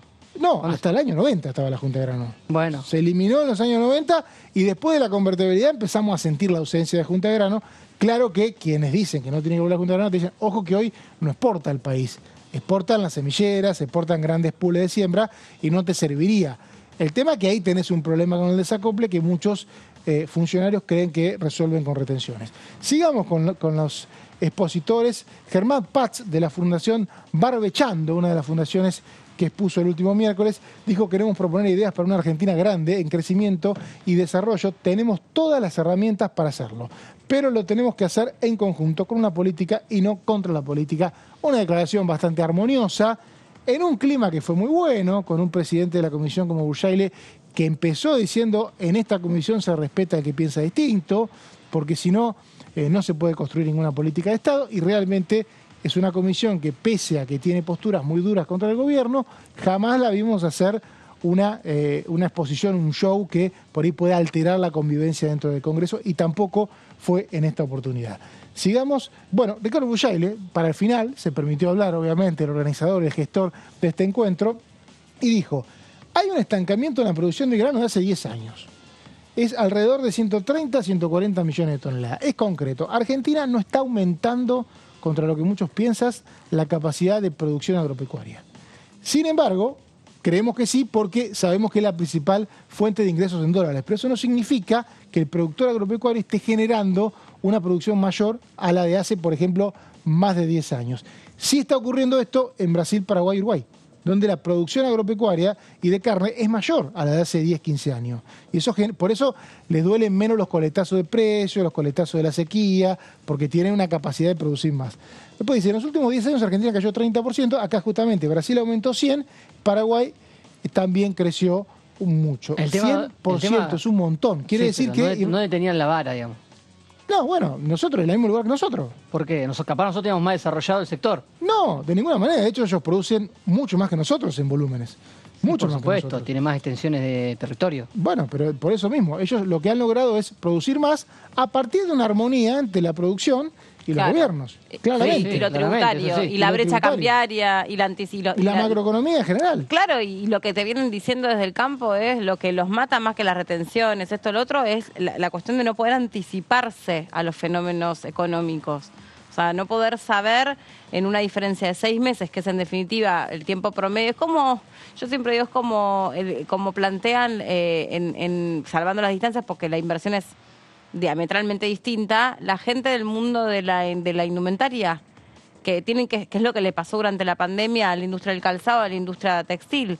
Como tenés que estar 6 meses por adelantado, se tuvieron que meter en el bolsillo, por no decirlo de otra manera, salvo los canales digitales de venta, se tuvieron que meter en el bolsillo 2 temporadas, que es un montón de inversión. Pasa que ahí la industria textil o del calzado te lo vende por internet. Vos no podés vender por internet una vaca. No, tal cual. Pero por eso, saquémonos de la cabeza Aunque la idea. sí, ahora está más de moda la carnicería digital. Sí, obvio. Saquémonos de la cabeza la idea de que el campo todos los años aumenta la capacidad de producir. Está estancado, produce siempre lo mismo. Bueno, según el campo. No, en general. Los números del país, lo que justamente decía Bursaile, es que estamos en 130 millones de toneladas hace 10 años. En promedio, país. De producción. De producción de granos. O sea que la circunstancia internacional, la mejor circunstancia que haya habido, por ejemplo, en estos 10 años, por ejemplo, haya habido precios altos, precios bajos, nada incidió en la cantidad de producción. ¿El dólar? ¿Qué hablaron del dólar soja? Bueno, no, hablaron de que quieren tipo de cambio único. Obviamente están en contra de todo lo que sea la posibilidad de doblar el tipo de cambio, y eso ya se sabe, ¿no? Porque de hecho no es algo bueno para nadie, y ni el propio gobierno dice que es algo bueno, pero tampoco es fácil salir de eso, ¿no? Justamente, del dólar Taylor no hablaron. No, hablaron de que quieren tipo de cambio único, imagínate. Pero justamente lo que dijo Bursaile, que fue ministro de Agricultura, que eliminó las retenciones cuando llegó, pero después en algunos casos tuvo que restablecerlas. Porque a veces la misma oposición no está de acuerdo con eliminarla totalmente. No, en este momento la oposición plantea diferentes sistemas, pero no eliminarlas totalmente. Exacto. Y lo que dijo Bursaile es un mal impuesto, pero hay que eliminarlas de manera sustentable, gradual, ¿no? De manera que no se vuelva a subir y podamos morigerar los números malos que tenemos hoy en la economía. Claro, aprendieron de lo que le pasó. Claro, exactamente. Usó la palabra sustentable. ¿Qué es sustentable? Que la plata que no te entra por acá te entre por otro lado, básicamente, o algo parecido. Obviamente el sector productivo, sea cual sea, también el sector de la cultura. Por ejemplo, cuando te pide un subsidio, en este caso no te pide un subsidio, sino te pide que le cobre menos impuestos, te dice, bueno, pero si vos me dejás producir, yo produzco más y vos sobre el volumen que yo produzco vas a cobrar más impuestos. Eso dice cualquier sector, no solamente este, pero el tema es que cualquier gobierno necesita recaudar todos los días. No puede estar esperando o por ahí en algunos casos necesita ciertas certezas. El campo no es un productor, o sea, no es generador de cargas impositivas altas, o mejor dicho, para hacerlo más concreto, ni el sistema impositivo nacional ni el sistema impositivo de las provincias tienen al campo como un gran pagador de impuestos. O sea, no es que generalmente, por eso está el impuesto al ingreso bruto que habitualmente tienen a los comercios como principales destinatarios, entre otras cosas porque el comercio abre la persiana, lo podés ver y le podés cobrar. En este caso, me parece que los gobiernos no han tenido la posibilidad de reemplazar las retenciones por otro impuesto. Y está este otro tema que digo del desacople, que hay un sector de la oposición que dice que es falso, pero todos los sectores que han gobernado dicen que es cierto. De hecho, el año pasado tuvimos una suba enorme de los precios del trigo y eso incidió en el pan. Claro. Te dicen, bueno, 10, 15%, bueno, algo incide. Por lo tanto, me parece que es un tema... Y en los animales. Sí, también, obviamente, exacto, porque en muchos casos con lo que se alimentan los animales. Exacto, totalmente. El maíz sería eso. Sí, que se lo preguntamos acá al diputado Vara y nos lo explicó. Bueno, Mauri, impecable como siempre. Gracias. Nos vemos la semana que viene. Que disfruten del fin de semana, aunque el domingo hay muchas elecciones, así que hay que laburar, ¿no? Sí, San Luis, Mendoza, Tucumán, Paso y la esperada elección de Tucumán. Corrientes legislativas. Así es. Vamos a tener la definición de 2 gobernadores. Muy bien. Vamos a estar contando todo. Nos vemos todos el lunes. Chau, que estén muy bien.